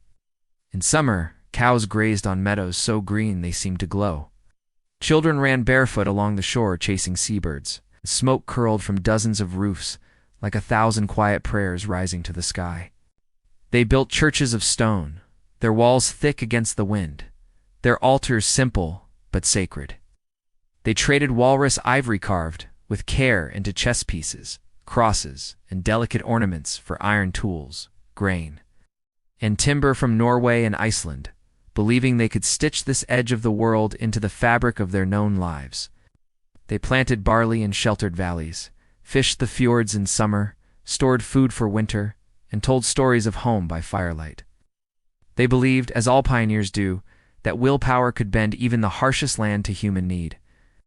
But the climate shifted not with a single cataclysm, not with fire or flood, but with a slow, relentless cold that crept in like a thief in the night, year after year, winter after winter, until the summers grew too short to ripen barley, too cold to keep livestock alive through the dark months. The sea ice, once a seasonal visitor, began to arrive earlier and linger later, until it sealed the fjords shut like a lid on a tomb. And with the ice came silence. No traders, no letters, no news from the world beyond the horizon. Only the wind, the snow, and the growing weight of isolation. In the longhouse, the food stores dwindled to dust and memory. The last of the dried fish, once hung in neat rows from the rafters, is gone. The cows, weak from lack of fodder, stand listless in the byre, their ribs visible beneath their hides, their udders dry. A child coughs in the corner, wrapped in furs that smell of smoke, sweat, and the faint sourness of unwashed skin. The woman stirs a thin broth in an iron pot, bones boiled 3 times over, a few scraps of lichen, a pinch of salt saved from better days. Her face is drawn, her eyes shadowed, but her hands move with the same calm rhythm they always have. She does not speak of fear, not aloud. Instead, she speaks of small things, the delicate pattern of frost blooming on the ice window like a flower made of air, the subtle shift in the wind's direction that might mean a thaw is coming, the memory of a summer long ago when the grass grew so tall it tickled a child's knees and the air smelled of wildflowers. These are not distractions. They are acts of quiet resistance, gentle refusals to let despair take root in a place where hope is the rarest resource of all. The men go out each day, not to hunt. There is nothing left to hunt but to watch. They climb the highest ridge, boots crunching on frozen snow, breath steaming in the air, eyes scanning the horizon for any sign of life, a sail on the distant sea, smoke from another settlement, the flash of sunlight on a shield. But the fjord is empty. Ice stretches to the edge of sight, unbroken, unyielding, a white desert that offers no passage and no mercy. Their boats, once proud and seaworthy, sit frozen in place along the shore, their hulls cracked and splintered by the slow, patient pressure of the ice. They are no longer vessels of escape, no longer symbols of connection to the wider world. They are tombs of possibility, monuments to journeys that will never be made. And yet the men return each evening, stamping snow from their boots, shaking their heads, their faces unreadable. They do not speak the truth aloud, not to their wives, not to their children, not even to each other. But it hangs in the air between them, heavier than the snow on the roof. No one is coming. We are alone. Back in Norway and Iceland, the letters from Greenland stop arriving. At first, people assumed the winter was harsh, that the seas were too rough, the ice too thick. They wait.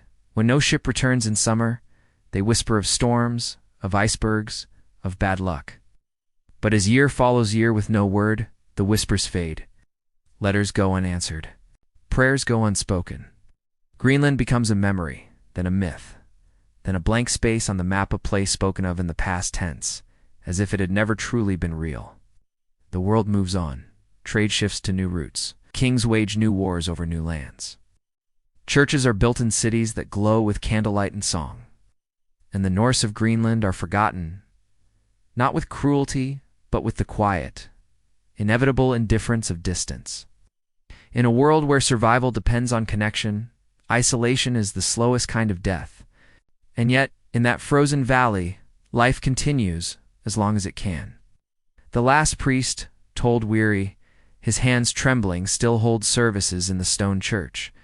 Though no one comes but his own family, he lights the candles with hands that shake, recites the prayers in a voice grown thin with cold, and places the cross on the altar with the same care he has shown for 50 years.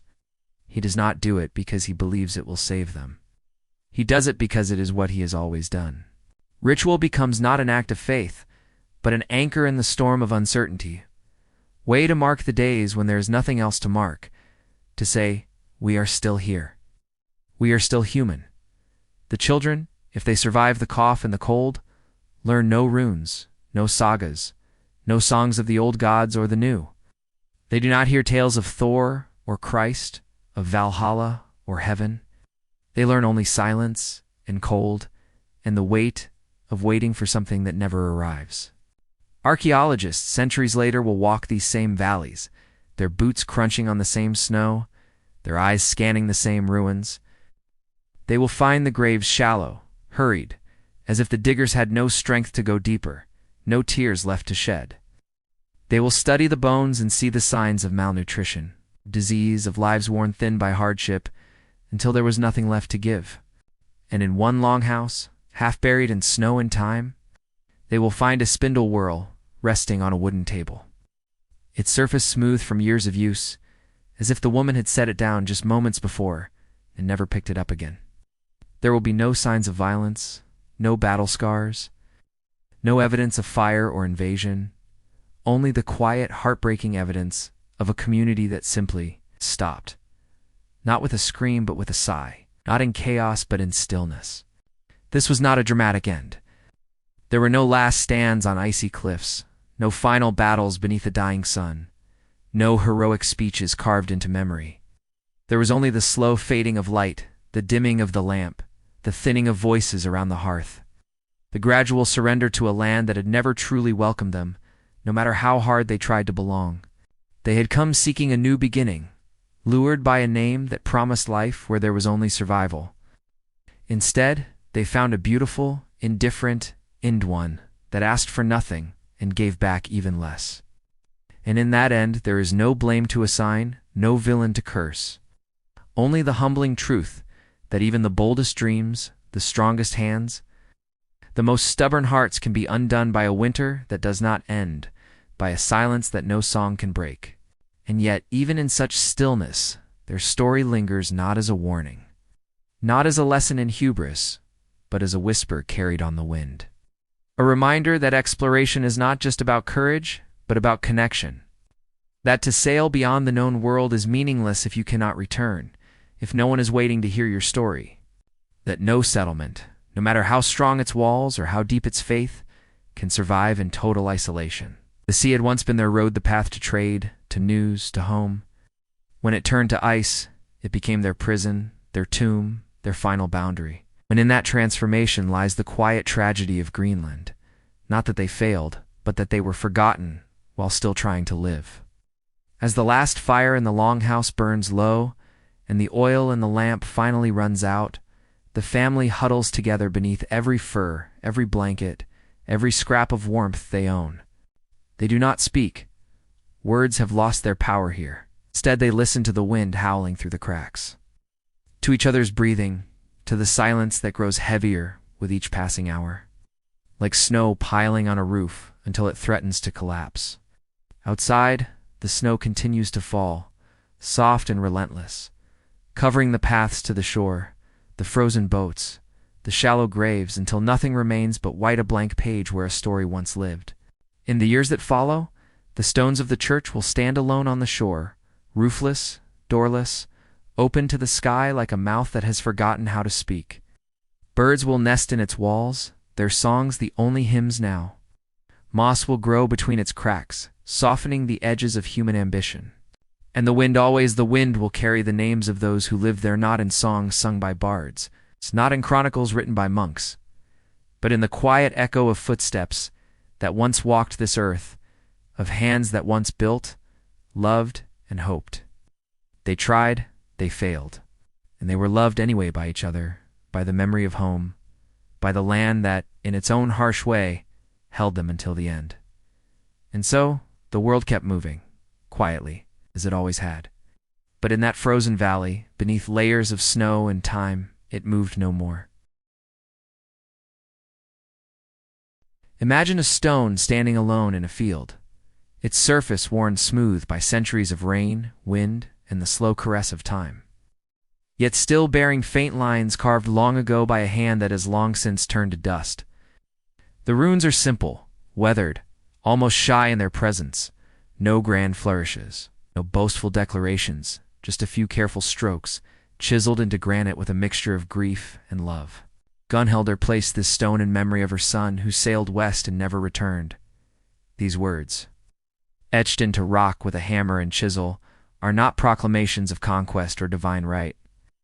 They are quiet acts of remembrance, intimate messages sent across the abyss of time, saying, "I loved him, he mattered. Do not let him be forgotten." This is the first true legacy the Norse left behind, not in empires of stone or gold, but in names, in words, in the fragile yet enduring act of naming what was lost. And those names, like seeds carried on the wind of migration and trade, took root far beyond the fjords, growing silently into the very fabric of the lands they touched, becoming so ordinary that their origin is now invisible to most who speak them. In the towns and villages of Britain and Ireland, the Norse did not vanish when the age of raids ended. They did not sail away and leave only scars. They stayed.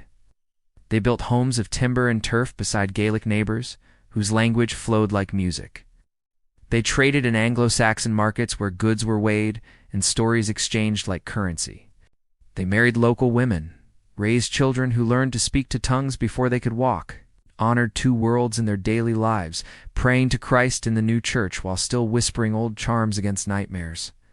And in this quiet blending of lives, they left behind something far more enduring than silver or swords: language. Words like sky, egg, knife, window, anger, leg, skin. And they so ordinary now, they feel as native to English as breath itself were once Norse whispers carried across the North Sea in the mouths of traders, settlers, and mothers. They entered the language not through the decree of kings or the point of a sword, but through the intimacy of daily life. A farmer borrowing an axe and saying "tack, thanks," a mother teaching her child to name the world around them. A trader haggling over wool in a market where both tongues mingled like rivers meeting. Language, after all, is never truly imposed. It is shared, absorbed, chosen, word by word, generation by generation, till the boundary between us and them dissolves into a single voice. Place names tell the same quiet, persistent story. Walk through the rolling hills of northern England or along the rugged coast of eastern Ireland, and you'll find villages whose names end in by meaning farm or settlement: Thorpe Outlying Village, Wickbay or Harbour, or Ness Headland, Grimsby, Whitby, Kirkby, Scunthorpe, Lerwick. These are not foreign impositions carved by conquerors. They are echoes of homes built long ago by men and women who carried the memory of their fjords in their hearts and named their new land after the old Wonkerque by the farm with a church. Avideby, the White Farm. Orp's Twin, the enclosure of the outlying village.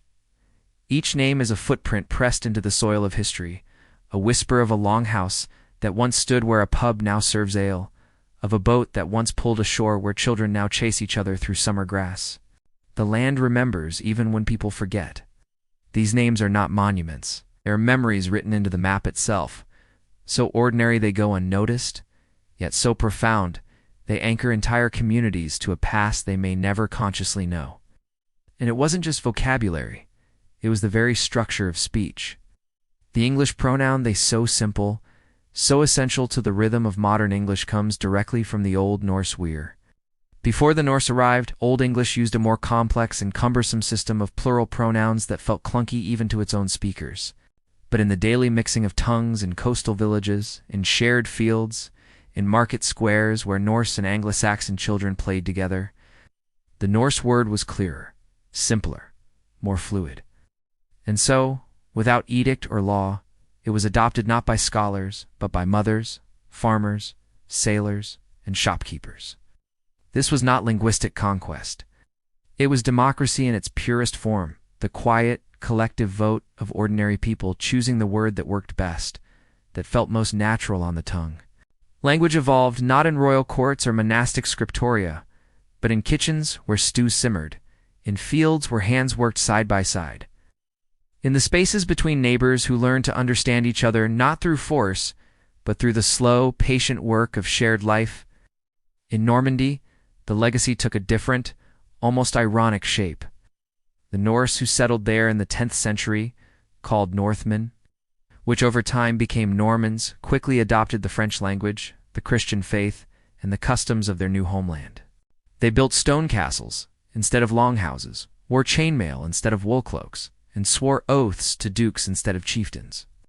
But beneath the surface, they kept their ambition, their seafaring restlessness, their hunger for land and legacy. Within 2 centuries, a descendant of those same Norse settlers, William, Duke of Normandy would cross the English Channel not as a raider in a longship, but as a conqueror in a fleet of warships, his army speaking French, his banners bearing Christian crosses. His victory at Hastings in 1066 would reshape England forever, layering French over Old English and creating the rich, hybrid language we speak today. The irony is quiet but profound. The men once called wolves from the sea by terrified monks became the founders of one of Europe's most powerful dynasties. Their blood, their drive, their restless energy lived on not in horned helmets or dragon-proud ships, but in castles that still stand, in laws that shaped nations, in lineages that ruled for centuries.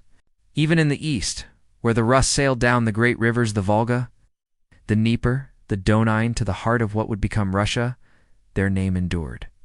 Russia-Norse word likely derived from RR, meaning rowing or crew of oarsmen, was how they called themselves as they portaged their light boats overland, traded furs for silver in Byzantine markets, and served as elite guards in the emperor's palace. The Slavic peoples they encountered adopted the name, and over time, Rus became Russia. The land they helped shape, the trade routes they established, the cities they founded in Novgorod, Kiev still carry their echo in their very identity. They did not build an empire in the Roman sense, with legions and roads and written law codes. They built networks of trust, of kinship, of memory woven through marriage, trade, and shared survival. And from those fragile, human networks, nations slowly grew, their roots tangled with Norse names, Norse words, Norse blood. Back in Scandinavia, the runestones continued to rise, not as monuments to war or divine glory, but as markers of connection across impossible distances. This stone was raised by Strr in memory of her husband, who died in the east. Björn placed this stone for his brother, who fell in England. Holmgardr carved this in honor of his son, who sailed to Greece. These were not boasts of conquest. They were maps of grief, drawn in stone. They said, "We were there. We mattered. We loved someone who never came home, in a world without photographs, without letters that lasted. Without digital archives or voice recordings, the runestone was the ultimate act of defiance against oblivion. To carve a name was to say, this life was real. This loss was felt. This love was deep enough to endure beyond death. And that was enough." The Norse never wrote their own history. They left no chronicles, no official records, no grand narratives penned in their own voice.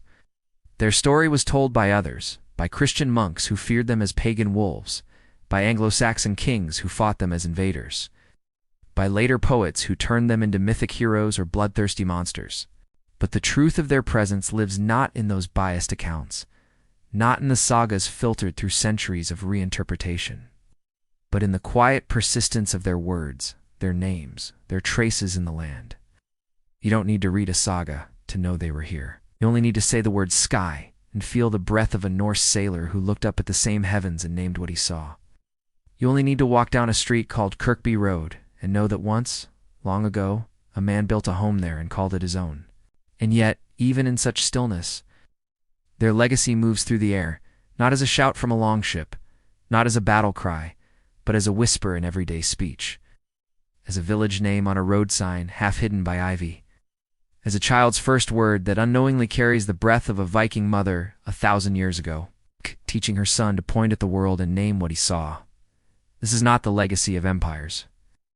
It is the legacy of intimacy, the slow seep of one culture into another through shared meals, shared children, shared silence. As the sun sets over a quiet English field, casting long shadows across stone walls and green hills, a farmer walks home from his day's work. He passes a weathered stone with worn runes he cannot read. He doesn't know its meaning, doesn't know the name Gunhilder, but he calls his dog Sky, and his village is named Whitby. And when he says to his wife they're coming for supper, he speaks with a word born on a long ship, shaped by wind and sea, carried across generations, not by force, but by love. He is not Norse, but the Norse are in him, in his language, in his land, in the very rhythm of his speech. In the silence that follows, as the stars begin to appear one by one, the world keeps turning, not with fanfare, not with monuments, but with the quiet rhythm of language, of memory, of names that refuse to fade, no matter how much time passes or how deep the snow falls. These names are not loud. They do not demand attention. But they endure like roots beneath the soil, like echoes in a valley, like the steady beat of a heart that remembers even when the mind forgets. And so the world kept moving, quietly, as it always had. But now it moved with Norse words on its lips, Norse names on its maps, and Norse echoes in its bones, woven so deeply into the fabric of the present that to speak, to walk, to live in these lands is to carry them forward, one quiet word at a time. Imagine a longhouse in the heart of midwinter, where the wind howls like a lost spirit through the cracks in the walls, its voice rising and falling in mournful waves that seem to echo the breath of the land itself. Outside, the world is buried in snow, silent and still, as if the earth has drawn a deep breath and forgotten to exhale.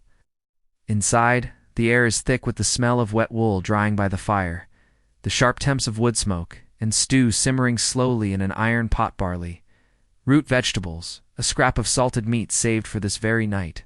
The only light comes from the central fire pit, its flames casting long, trembling shadows across the smoke, blackened wooden beams overhead, shadows that dance like memories given form. A child nestles against their grandmother's knee, wrapped in a woolen blanket still warm from the hearth, eyes wide with the kind of wonder that only exists before sleep claims you. The grandmother begins to speak, not in a loud voice, not with theatrical flair, but in a low rhythmic murmur, like the tide against a distant shore, like the creak of oars in still water. She does not read from a book. There are no books here. The story lives in her voice, in the tilt of her head, in the way her hands move as if shaping the air into images. And tonight she tells of Odin, who gave an eye for wisdom and still walks the world in disguise. Of Thor, whose hammer calms the storms and protects the smallest farm. Of Freya, who weeps tears of gold for her lost husband and chooses half the slain for her hall. But these are not lessons in religion, not commands from on high. They are lullabies woven from myth stories told not to convert, not to instruct, but to comfort, to say, you are not alone in your fear, your grief, your hope. In the north, the gods were never distant rulers, seated on golden thrones, in a heaven far removed from human suffering. They were companions in hardship, reflections of human fears and hopes, flawed and mortal in their own ways. Odin was not just a god of war or poetry. He was a wanderer, an eternal seeker, a father who sacrificed his own son, Baldur to the world and wept when he could not bring him back. Thor was not just a thunderer who crushed giants.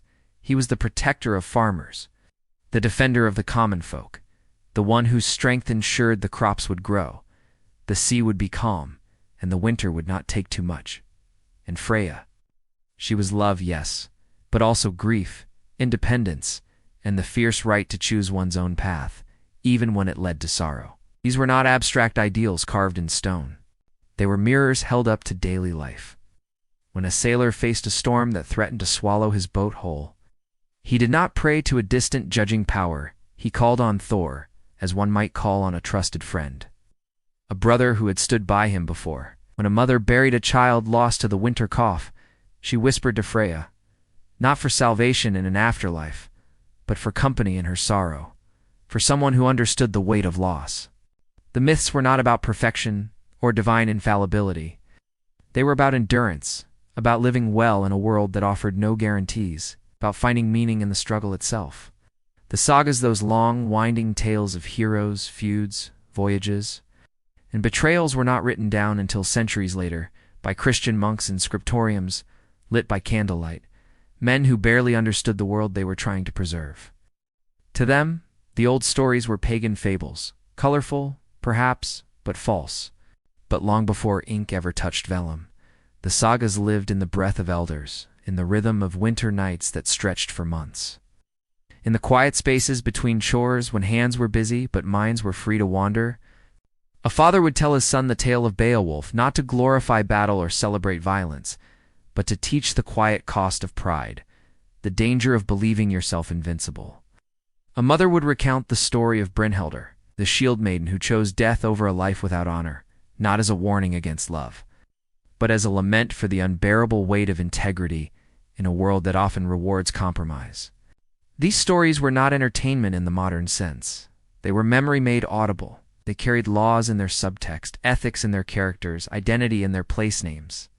They taught what it meant to be Norse not through sermons, but through narrative. To forget a story was not just to lose a tale. It was to lose a piece of yourself, a thread connecting you to your ancestors, your land, your people. And yet, even as the old gods faded from altars and groves, the stories did not die. They changed shape, like rivers carving new paths through ancient stone. Odin, once the Allfather who sought wisdom at any cost, became a wandering wizard in folk tales, a figure of mystery who appeared at crossroads to offer riddles or warnings. Thor's hammer, once a sacred symbol of protection and blessing, became a charm carved into amulets to ward off nightmares or illness. The Valkyries, once fierce choosers of the slain who rode through storm clouds on horseback, became gentle spirits and later folklore guides who led lost children home through blizzards, their presence felt in the sudden calm of a howling wind.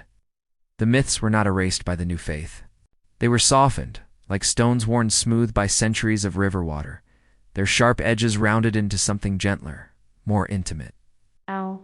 They entered fairy tales told to wide-eyed children, proverbs spoken by elders, lullabies hummed in the dark. A mother might still say, "Odin sees you," not to frighten her child into obedience, but to remind them to be kind when no one is watching. A sailor might still touch a small carved hammer sewn into his tunic before setting sail, not out of active worship, but out of habeta, quiet. Wordless nod to the past, a gesture of continuity in a changing world. In the longhouse, the fire crackles softly, sending sparks spiraling up the smoke hole like tiny stars returning to the sky. The grandmother's voice grows softer, slower, each word weighted with the fatigue of age and the tenderness of love. The child's eyelids grow heavy, their breathing deepening into the rhythm of sleep. She does not finish the saga. She never does. The stories are meant to be endless, like the cycle of seasons, like the turning of the stars, like the slow pulse of the earth itself. What matters is not the ending. There is no true ending but the telling, the act of sharing. It's the warmth of voices in the dark, the feeling of being held, both physically and in story. This is how history lived in the North, not in stone monuments or written chronicles, but in breath and bone, in the space between one generation and the next. The story is not a record. It is a lifeline.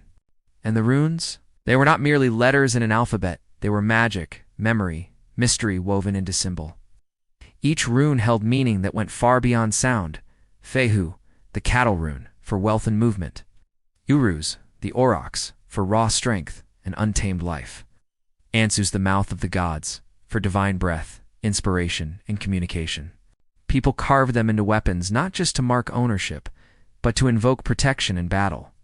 They etched them into drinking horns to bless the mead within.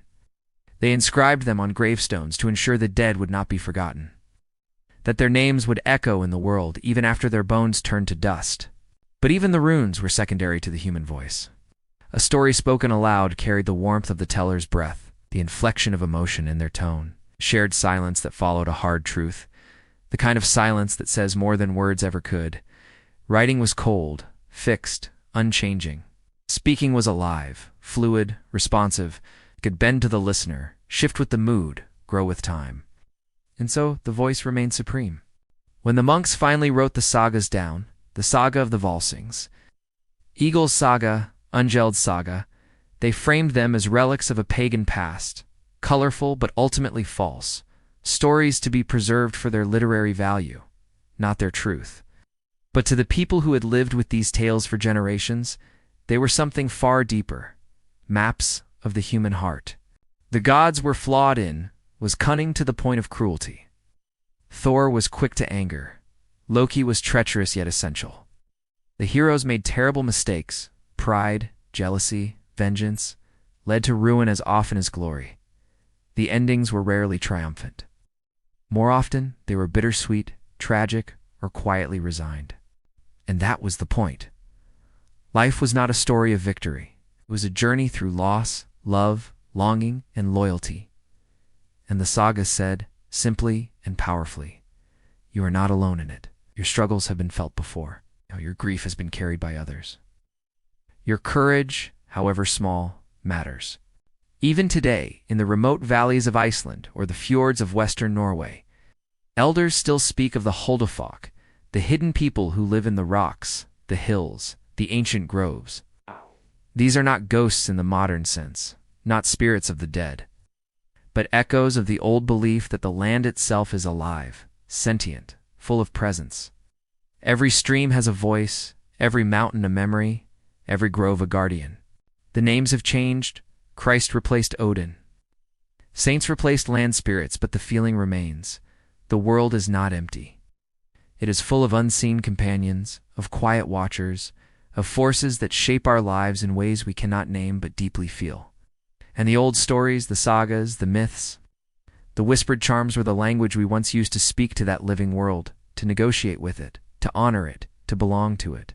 And yet, even in such stillness, the myths move through the air, not as doctrine, not as dogma, but as comfort, as instinct, as cultural memory encoded in the bones. When a storm rolls in off the North Sea and the thunder cracks like a splitting sky, someone still mutters. Almost without thinking, Thor is angry. When a child faces a hard truth with clear eyes and steady hands, someone says with quiet pride, we have Odin's eye. The gods may be gone from the altars, but their shadows linger in the corners of the mind, in the reflexes of speech, in the quiet moments when the rational world feels too thin to hold us. Like embers that never fully cool, they wait ready to glow again when the night grows long.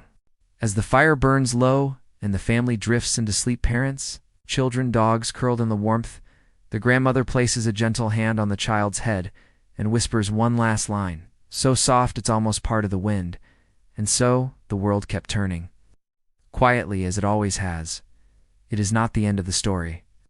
It is the bridge to the next one, the thread that will be picked up tomorrow night, or next winter, or by a grandchild years from now. The story does not conclude. It continues. In the silence that follows, thick and soft as snow, the wind outside seems to carry voices, not of warriors shouting in battle, not of kings issuing decrees, but of grandmothers humming lullabies, fathers teaching sons to read the stars, sailors whispering to the sea, weavers singing as their shuttles fly. These are the true keepers of history, not the chroniclers, but the tellers.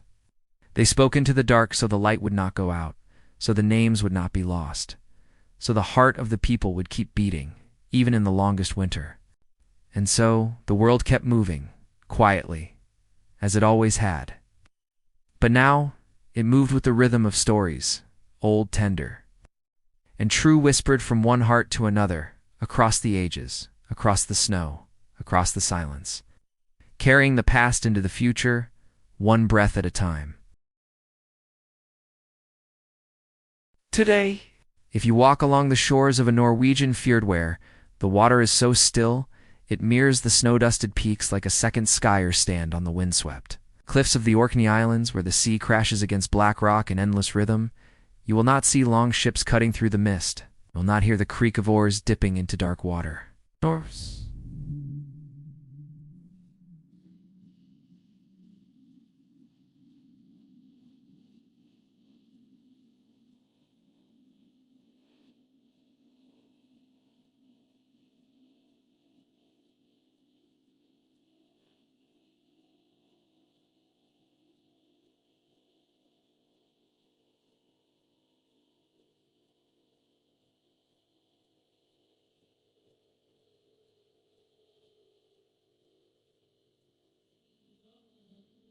The longhouses themselves are gone, their turf roofs reclaimed by grass, wooden beams turned to dust centuries ago, replaced now by modern homes with electric lights, Wi-Fi signals humming through the air, and cars parked in gravel driveways. The runestones still stand, yes, but alone in fields, their surfaces worn smooth by centuries of rain, wind, and the slow caress of time. Their messages softened into near legibility. And yet, if you listen not with your ears, which hear only the wind and the waves, but with your bones, with the quiet part of your heart that remembers things you've never lived, you can still feel them. It's not as the roaring warriors of myth, not as the horned raiders of Hollywood fantasy, but as people, farmers who missed their children when the sea pulled them away, sailors who feared the dark unknown beyond the horizon. Women who wove hope into every thread of wool, stitch by careful stitch. The past is not gone. It has not vanished. It is simply quieter now, like an echo that lingers long after the voice has fallen silent faint, but unmistakable to those who know how to listen. The real legacy of the Norse is not found in museums behind glass, not in reenactments with plastic axes, not in horned helmets which never existed outside of 19th century opera or Hollywood epics that mistake noise for truth. It lives in the ordinary, in the everyday, in the things so common we no longer question their origin. It lives in the word sky, spoken 1,000 times a day without a thought, by children pointing upward, by poets describing dawn, by pilots reporting clear conditions. It lives in the name Dublin, which comes from Duvlin, Blackpool, a place where Norse traders once anchored their boats, which traded silver for furs, and built a settlement that would grow into a great city. It lives in the village of Whitby, where a child rides a bike past a weathered stone carved with runes no one reads anymore, unaware that the name of their home means the white farm by the sea. These are not monuments erected in pride. They are whispers pressed into the soil of language and place, so soft they go unnoticed by most, yet so persistent they outlive empires. And whispers, when listened to closely, with patience and humility, can be louder than shouts. Even in the very structure of language, their presence endures not as an invasion, but as an integration. When you say they, them, their, you speak with Norse breath, with the rhythm of a tongue that crossed the North Sea not to conquer, but to connect. When you call a window from the Old Norse Vindaga, but as living things with eyes to watch the storm, ears to hear the wind, and hearts that beat with the rhythm of the seasons. These words did not enter English through royal decree or battlefield victory. They seeped in through the intimacy of daily life, a Norse trader and an Anglo-Saxon farmer haggling over a sack of wool in a coastal market, their hands gesturing, their voices mixing until the boundary between us and them blurred into we. A Norse woman, married to a local man, teaching her mixed heritage child to name the world in 2 tongues, weaving both into a single voice. Shared meal in a village hall where stories were traded like goods and laughter needed no translation. Language, after all, is the most intimate form of legacy. It lives in your mouth when you speak, in your thoughts when you dream, in the way you see and name the world around you. And that intimacy is why it lasts. And in the North Norway, Sweden, Iceland, the Faroes, the old ways never fully vanished.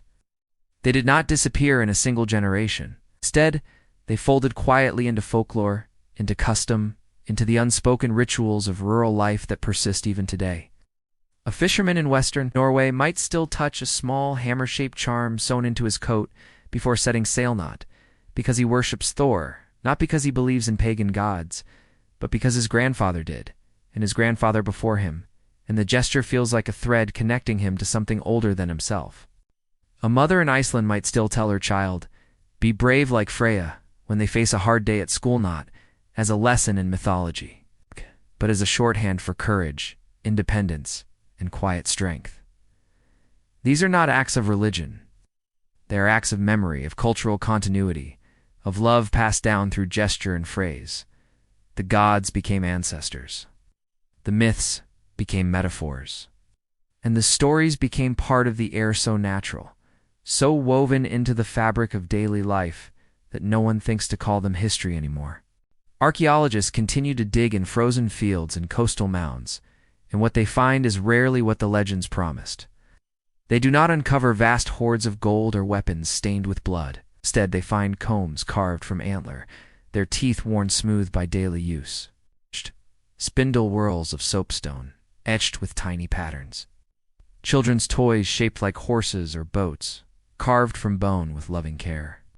These are the true relics of the Viking Age, not the tools of war, but the objects of everyday love, of ordinary life lived with attention and care. A comb means someone cared about their appearance, about dignity, even in hardship. A toy means someone played, someone laughed, someone was cherished. A loom weight means someone wove a future, stitch by stitch, thread by thread, believing that tomorrow would come.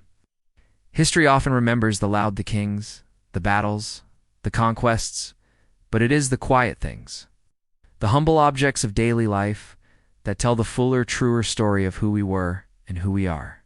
And yet, even in such stillness, their courage lives on, not in the form of raids or longships, but in the spirit of exploration that still drives us forward. Every time someone boards a plane to a place they've never been, heart-pounding with a mix of fear and wonder, they echo the Norse sailor who first pushed off from the fjord into unknown waters. Every time a scientist sails into the Arctic to study the very ice that once sealed Greenland's fate, they carry the same curiosity, the same respect for the unknown.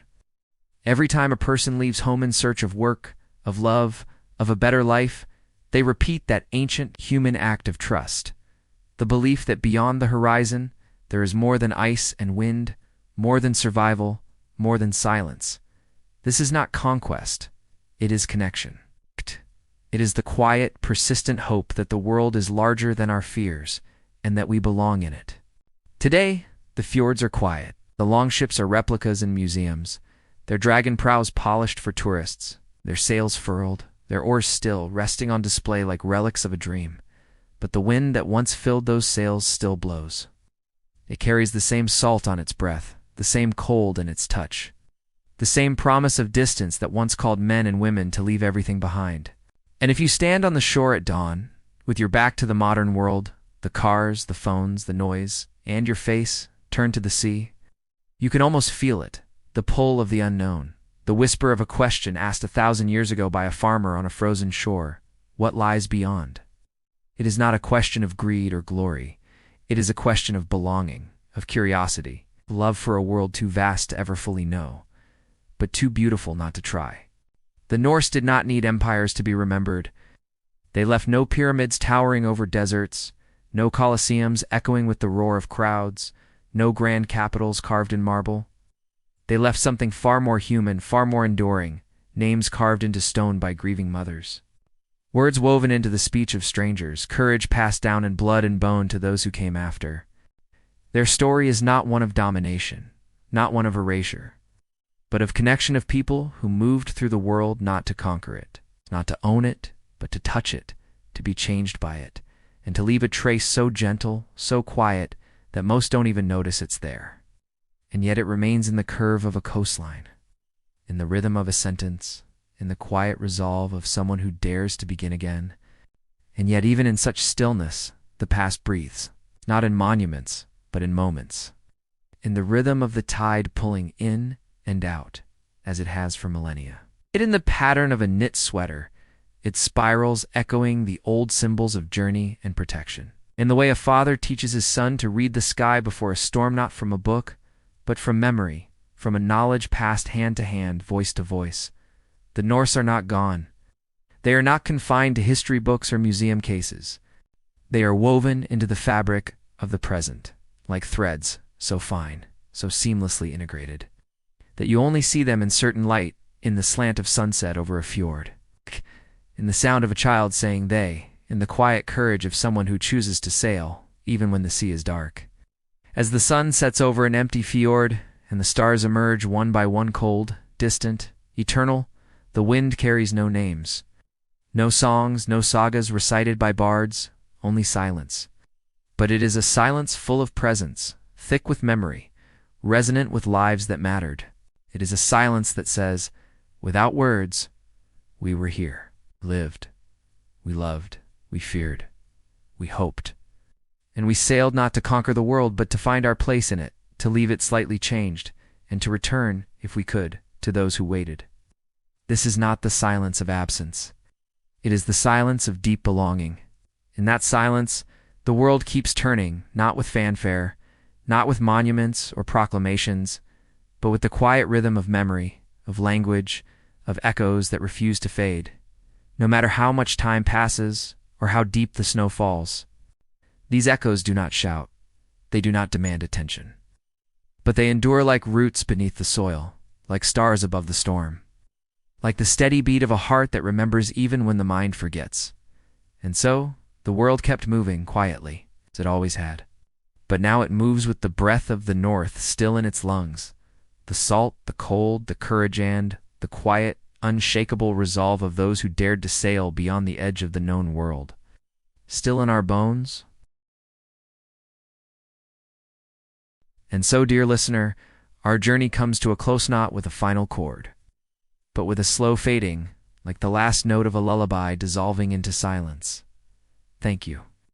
Thank you for staying with me through fjords wrapped in mist and firelight flickering on wooden beams, through longhouses filled with the scent of wool and stew, through distant shores where the sea meets the sky in an endless hush. Thank you for letting these voices from the past whisper into your night knot as shouts from history books, not as echoes of battle cries or royal decrees, but as companions in the quiet, a grandmother telling a story, a sailor watching the stars, a weaver humming as her hands move through thread. In a world that never stops, shouting, measuring your worth in likes, in speed, in noise, choosing to listen slowly. To give your attention to something gentle and unhurried is not passive. It is a quiet kind of courage. And I honor that deeply, truly. Let the story settle now, like the last embers of a fading fire, glowing softly before they turn to ash. If you've drifted into dreams somewhere along the way, if your breathing slowed, your thoughts softened, and sleep carried you away, that is exactly how it should be. This was never meant to be a lecture to be memorized, but a companion for the night. And if your mind wandered instead, if you found yourself thinking of your own horizons, your own quiet struggles, your own hopes that feel too fragile to name, that is all right too. History was never meant to be a lesson in facts and dates. It was meant to be a mirror, held up gently, so you might see your own humanity reflected in those who came before. It was meant to be a lullaby, to distract, but to comfort. A hand resting lightly on your shoulder in the dark, saying, "You are not the first to feel this. You will not be the last. And you are not alone." If any part of this tale lingers with you, a single word like sky or they, an image of a runestone standing alone in a field, the sound of oars cutting through still water at dawn, let it stay. There's no need to hold on tightly, no need to analyze or remember perfectly. Just let it rest in the soft spaces of your mind, like a smooth stone kept in a pocket, warm from your touch. These echoes are not burdens, they are gifts. Tiny threads connecting you to a vast, quiet river of human experience that flows beneath the noise of the present. You don't need to do anything with them, just let them be. Now it's your turn to resonate, just your body, but your spirit. To breathe slowly, deeply, as if you're drawing in the calm of a fjord at sunrise. To dream not of empires or conquests, but of simple things. A warm hearth, a familiar voice, a path through snow that leads you home. Carry these echoes with you not as weight, not as obligation, but as warmth. The past is not a place of chaos or violence, no matter what the headlines say. At its heart, it is a landscape of stillness, of ordinary people living extraordinary lives of love, loss, and quiet courage. And that landscape is always here, waiting patiently not for you to study it, but for you to return to it whenever you need to remember who you are. And you are always welcome here, in this quiet space between yesterday and sleep, between memory and dream. This is not a museum, it is a hearth, and the fire is always lit for you. If you'd like, join me again another night, for another gentle journey through time. There are so many stories still waiting in the wings, some forgotten in dusty chronicles, some hidden in the names of villages, some carried in the bones of those who never wrote their names down. A woman in Babylon watching the stars, a monk in Alexandria saving books from fire, child in Tenochtitlan learning to weave, all of them human, all of them real, all of them part of the same great quiet story we are still living. Until then, take care of yourself, not just your body, but your heart. Be gentle with your thoughts. Allow yourself rest without guilt. Breathe slowly, as if each breath is a prayer of gratitude for being here, now alive in this moment. Sleep deeply, knowing that the world will still be there when you awaken, that it will keep moving, not with fanfare, but with the same quiet rhythm it always has, the tide returning, the wind shifting, the stars turning. And know this, deep in your bones, somewhere beyond the horizon, in the space between sea and sky, the world keeps moving, quietly, as it always has, and you are part of that movement. You always have been. Good night, dear listener. You are seen. You're held. You're not alone.